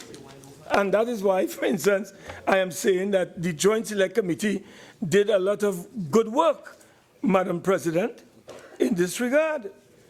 Madam President, if you go to clause 18.2 of this bill, you will see where the Parliament, imagine the first bill that came to us, the original bill, they had no role for the Parliament. The Parliament was a rubber stamp. They disrespected the Parliament. The Parliament had no role. We were just here to say, aye, the ayes have it. Madam President, in this legislation, after it being amended, if you go to 18, clause 18, where they had a memorandum of understanding, that was changed to an agreement. And that agreement, Madam President, between the Secretary of the United States Treasury and the Board of Inland Revenue, that agreement, whenever they sign that agreement, must come to the Parliament. It must be laid in the Parliament so the people here, the members of Parliament, can see what this agreement is about. Before that provision, Madam President, we had no role whatsoever in this matter. Similarly, Madam President, you would see where even the fines, we propose that both the amount of money as well as the term of imprisonment should be increased. And we also got agreement with the government on this particular matter of the fine. I think it was 100,000 or 2 years. And we said, look, it must go up to about 250,000 and 5 years, as the case may be. So we did that. Madam President, in clause 17, notification. They send your information to the United States of America through the banks and then via the Board of Inland Revenue. And you, as the person affected, had no knowledge of it. Madam President, you don't know what is happening. We have now been able to get the government to incorporate into the legislation notification. And they must inform you, Madam President, 4 months after they submit this information, September 30th, to the United States Secretary to the Treasury. So the persons who are affected will be notified. And that came as a result of the Joint Select Committee and our insistence.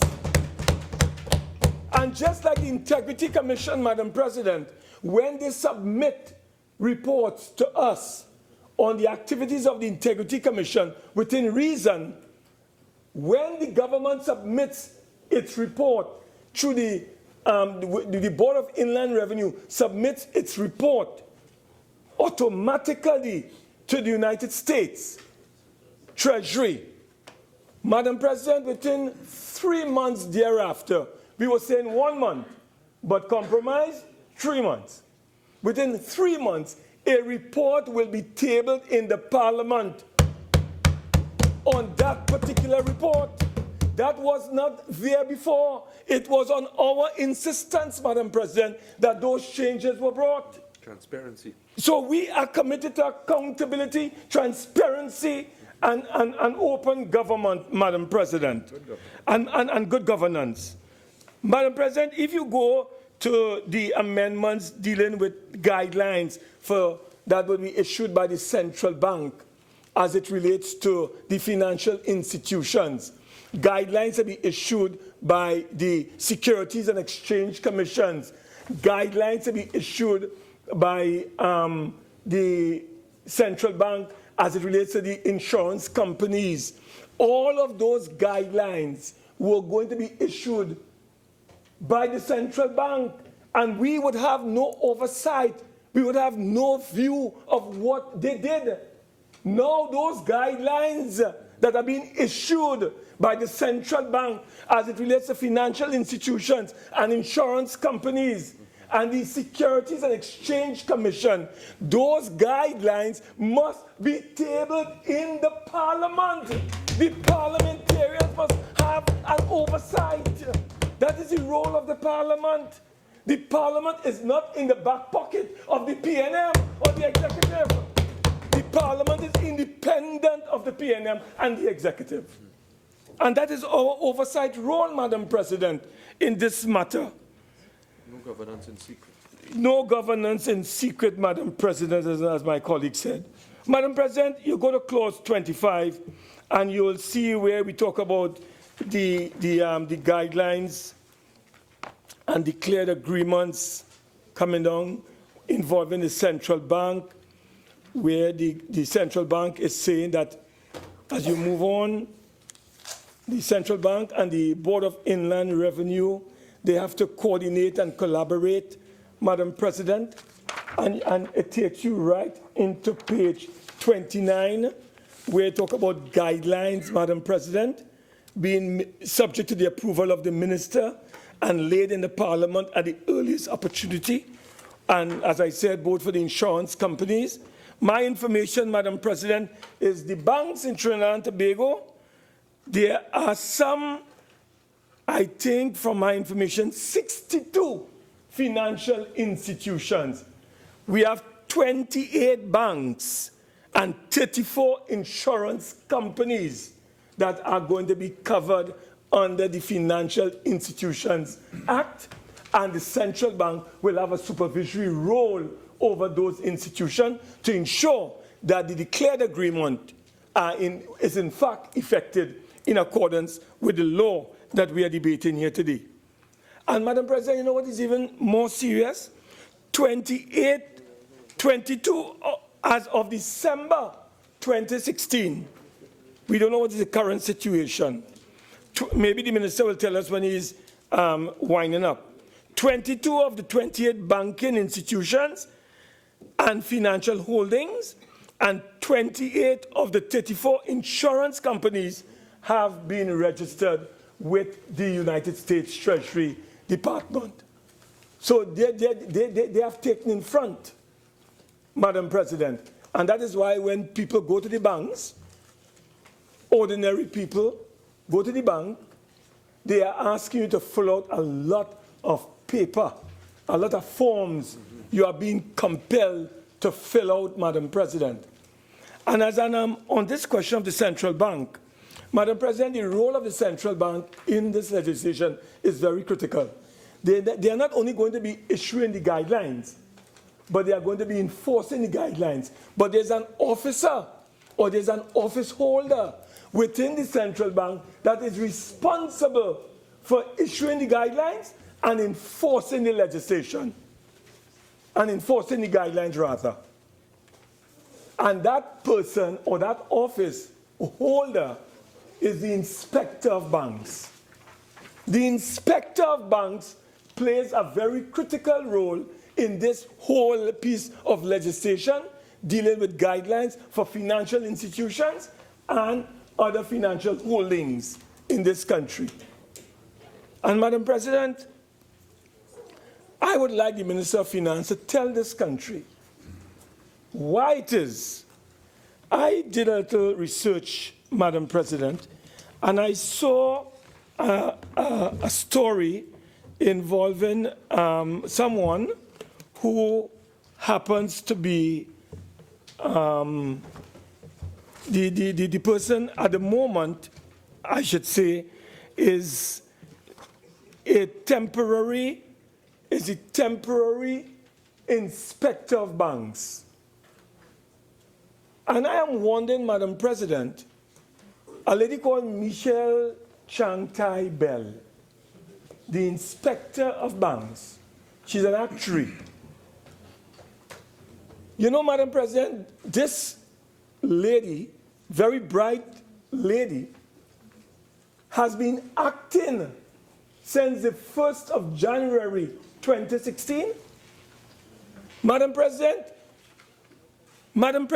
since 2016, and today is March the 7th. Why would you want to have somebody act as an inspector when you have such critical responsibilities for a central bank, particularly in tightening supervisory functions and overseeing these financial institutions in our country? Why has the government failed to date to appoint a substantive holder to the post of inspector of banks in this country? Why has the government not done that? Today, Madam President, I am calling on the government of Trinidad and Tobago. How it is done, the President issues an instrument to the inspector of banks. Having come from a recommendation from the governor, it goes to the cabinet. The cabinet approves it. It goes to the President of the Republic, and the President issues an instrument of appointment to the inspector of banks. And in Trinidad and Tobago, after the CLICO fiasco, Madam President, after the CLICO debacle that occurred on the 30th of January in fact, this year, we are celebrating the 8th anniversary of the collapse of CLICO. And Madam President, this collapse involves some US $3 billion. And you will tell me after that experience, we have a governor of the central bank and a minister of finance and a government that will allow a bank as important as the central bank, Madam President, with these matters coming before us today, where they have to issue guidelines to enforce these agreements that we have arrived at in the legislation, and you have an acting or temporary inspector of banks? Madam President, I call on the government of Trinidad and Tobago and the Minister of Finance to take immediate steps to have the office holder be substantively appointed to the position of inspector of banks. It is not, Madam President, it is not a good thing, Madam President, to have a very important office as that one jumping up in the air or jumping up all over the place, Madam President. Madam President, there are some small points I'd like to raise because I know my time is flying. I want to indicate, Madam President, the whole question of the state of readiness of these institutions, Madam President. We would like to know on this side, and we'd like the Minister of Finance to tell us, the state of readiness of the Board of Inland Revenue, the state of readiness of the central bank, and I've just given you an idea of what is going on at the central bank, the state of readiness of the Securities and Exchange Commission, and the state of readiness of the Ministry of Finance.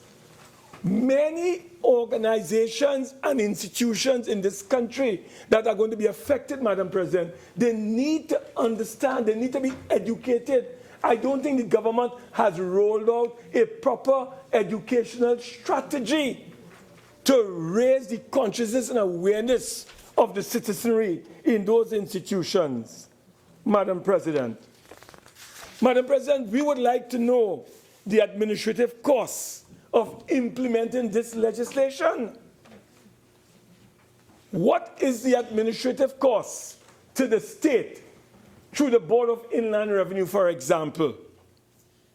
What will be the costs, both the operational and administrative costs, to the banks, to the insurance companies, and, Madam President, to the credit unions? The question here, who will be carrying and paying those costs? Would it be, Madam President, the banks? Would it be the insurance companies? Or would it be the ordinary customers who do banking with those institutions? Senator Mark, you have 5 more minutes. So, Madam President, we would like the government to indicate to us how is this administrative and operational cost going to be borne? Who is going to bear it? And we are saying, if this thing is targeting U.S. citizens, then the U.S. citizens and the banks should bear that cost. The citizens should not bear any burden on this matter, Madam President. So this is an area we would like to have clarified, Madam President. And then the other area I'd like to raise in closing, this piece of legislation called FATCA in the United States, FATCA, that we are now referring to as the Tax Information Exchange Agreements, USA Bill 2016, is targeting tax evaders, tax dodgers, and tax avoiders. Those countries like ours have become the fiscal policemen for the United States of America. We are the fiscal policemen for the United States. But you know what, Madam President? What I am asking, what lessons are we drawing from this? what is the Minister of Finance doing about our own tax evaders and tax avoiders in Trinidad and Tobago? Because we have, Madam President, a lot of tax avoiders and a lot of tax evaders in this country, costing us billions of dollars every year. And I hope that the Minister of Finance will take a page out of FATCA and do what is right as it relates to, let's say, garnering and developing the kind of income and revenue that is necessary, Madam President. Madam President, every year you go to the Auditor General's report. It tells you, those reports tell us, that there is a weakness in the revenue collection stream in this country. And here it is, we have an opportunity to embark on a journey that would tighten this particular area that is so critical to us at this time. So, Madam President, we do not want the ordinary people to bear the burdens of new increases in fees and charges that is going to be effected and therefore passed on to the ordinary people. We do not want that. And the government must give us the assurance that there's a system in place to ensure that that burden is not placed on the shoulders of the ordinary people. Madam President, we know that people are under stress and a lot of pressure. And instead of taxing the people, as the government is doing, taxing, and taxing, go after the tax avoiders, the tax dodgers, and those people who engage in transfer pricing and allow the revenues to come on stream and ease the burden of the ordinary people. I read somewhere, Madam President, and I hope that in wrapping up here, the Minister could tell us what is the state of play at the port, Madam President. We understand there's a crisis there, and I'm hoping that we will be able to get some answers from the Honorable Minister as we deal with this, because finance is very important to the government, and the Port Authority is a very important stream of revenue for Trinidad and Tobago. And we understand there's a crisis there. The board has been fired, the chairman has resigned, and we want to know when a new board is going to be appointed and whether the same chairman that has resigned is going to be put back as the chairman. And I understand my good friend, Ferdy Ferreira. Madam President. Relevant. Yes, I know. I'm wrapping up. Yeah, I'm not looking at you. I'm looking at the chair. Yeah, Madam President, I would say in wrapping up, Madam President, closing, I have a few seconds. I want to tell you, Madam President, that this matter is an example and a manifestation of what if the government and the opposition and the independent work together conjointly, we can have harmony, we can have unity, and we can bring, Madam President, good legislation to the table on behalf of the citizenry of Trinidad and Tobago. Stop the arrogance. Do not show contempt towards the opposition. Show the opposition respect. And, Madam President, we will do what we have to do to give the support necessary. Thank you very much, Madam President. Senator Roach.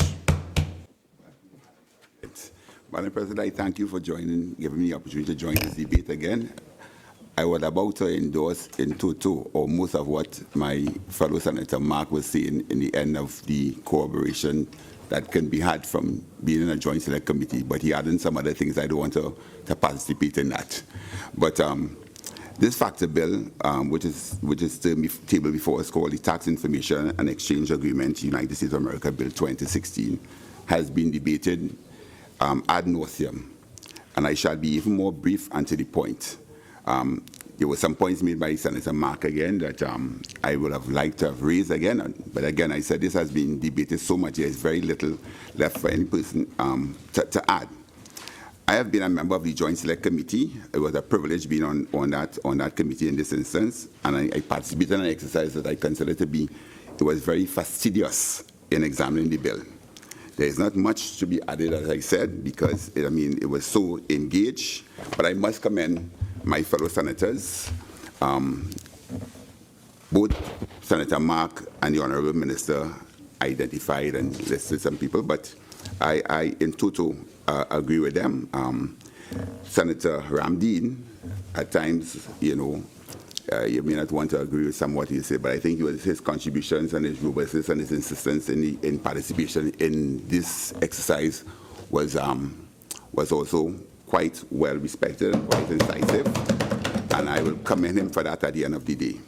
The chairman, of course, I think the Honourable Minister, he did a very good job.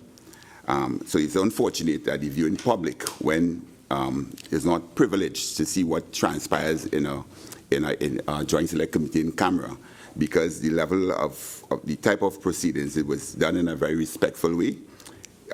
It was very open, it was accommodating, even though it went over 6 sessions before it was again tabled before the House of the other place to be debated and passed unanimously. I believe that having the bill committed to Joint Select Committee was a very valuable, and in fact, it facilitated the concerns of all sides. Dr. Botuari said in his contribution in the other place that the government may have spent too much time on the banking issues, I hope I'm quoting him right from the answer, and the financial issues, and too little time looking at the privacy issues, the protection of the individual issues, and those things that have to do with the constitutional protection, so that the opposition had to focus solely on the privacy issues. That was quite evident from the type of discussions that were taking place and the issues that were being raised in during the Joint Select Committee's proceedings.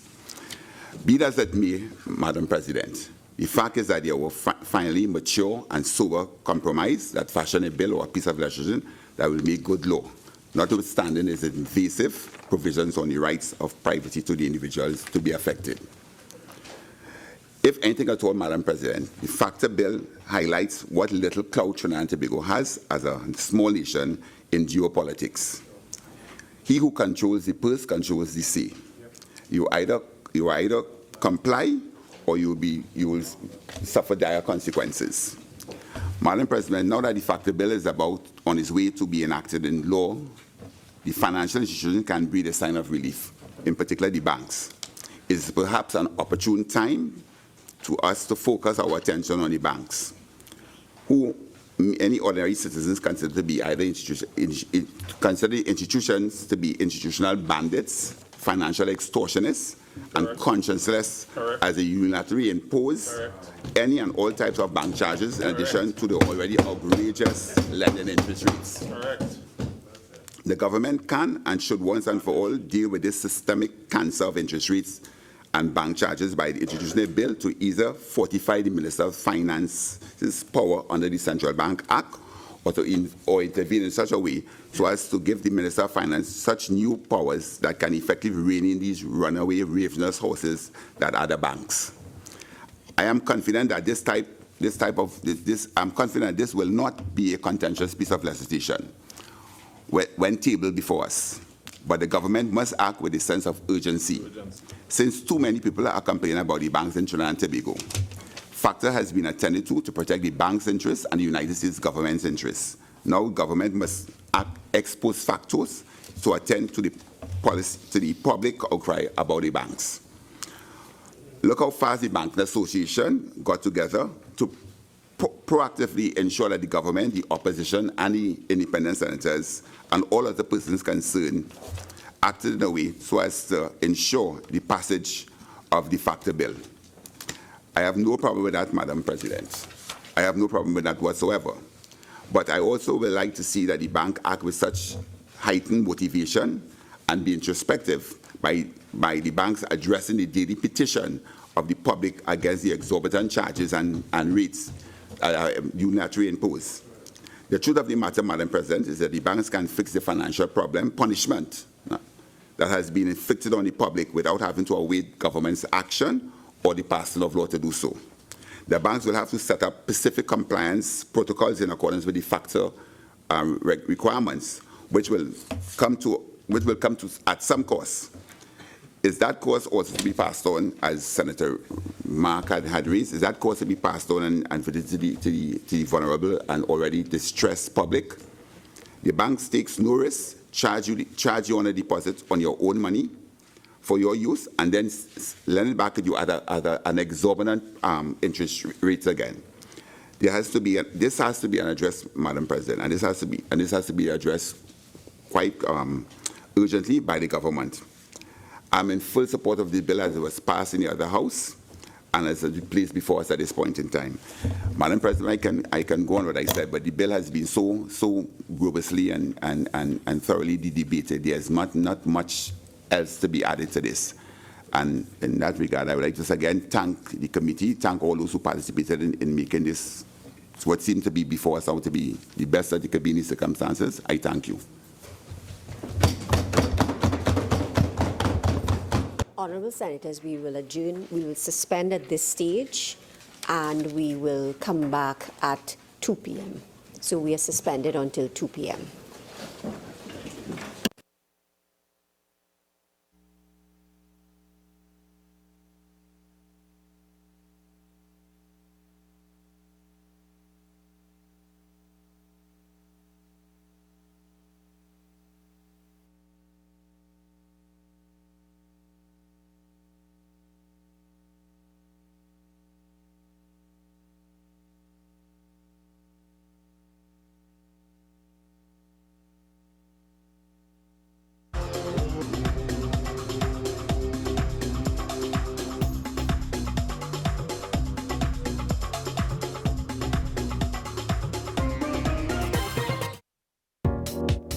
Follow the Parliament of Trinidad and Tobago on Twitter. Our call sign is @TTParliament.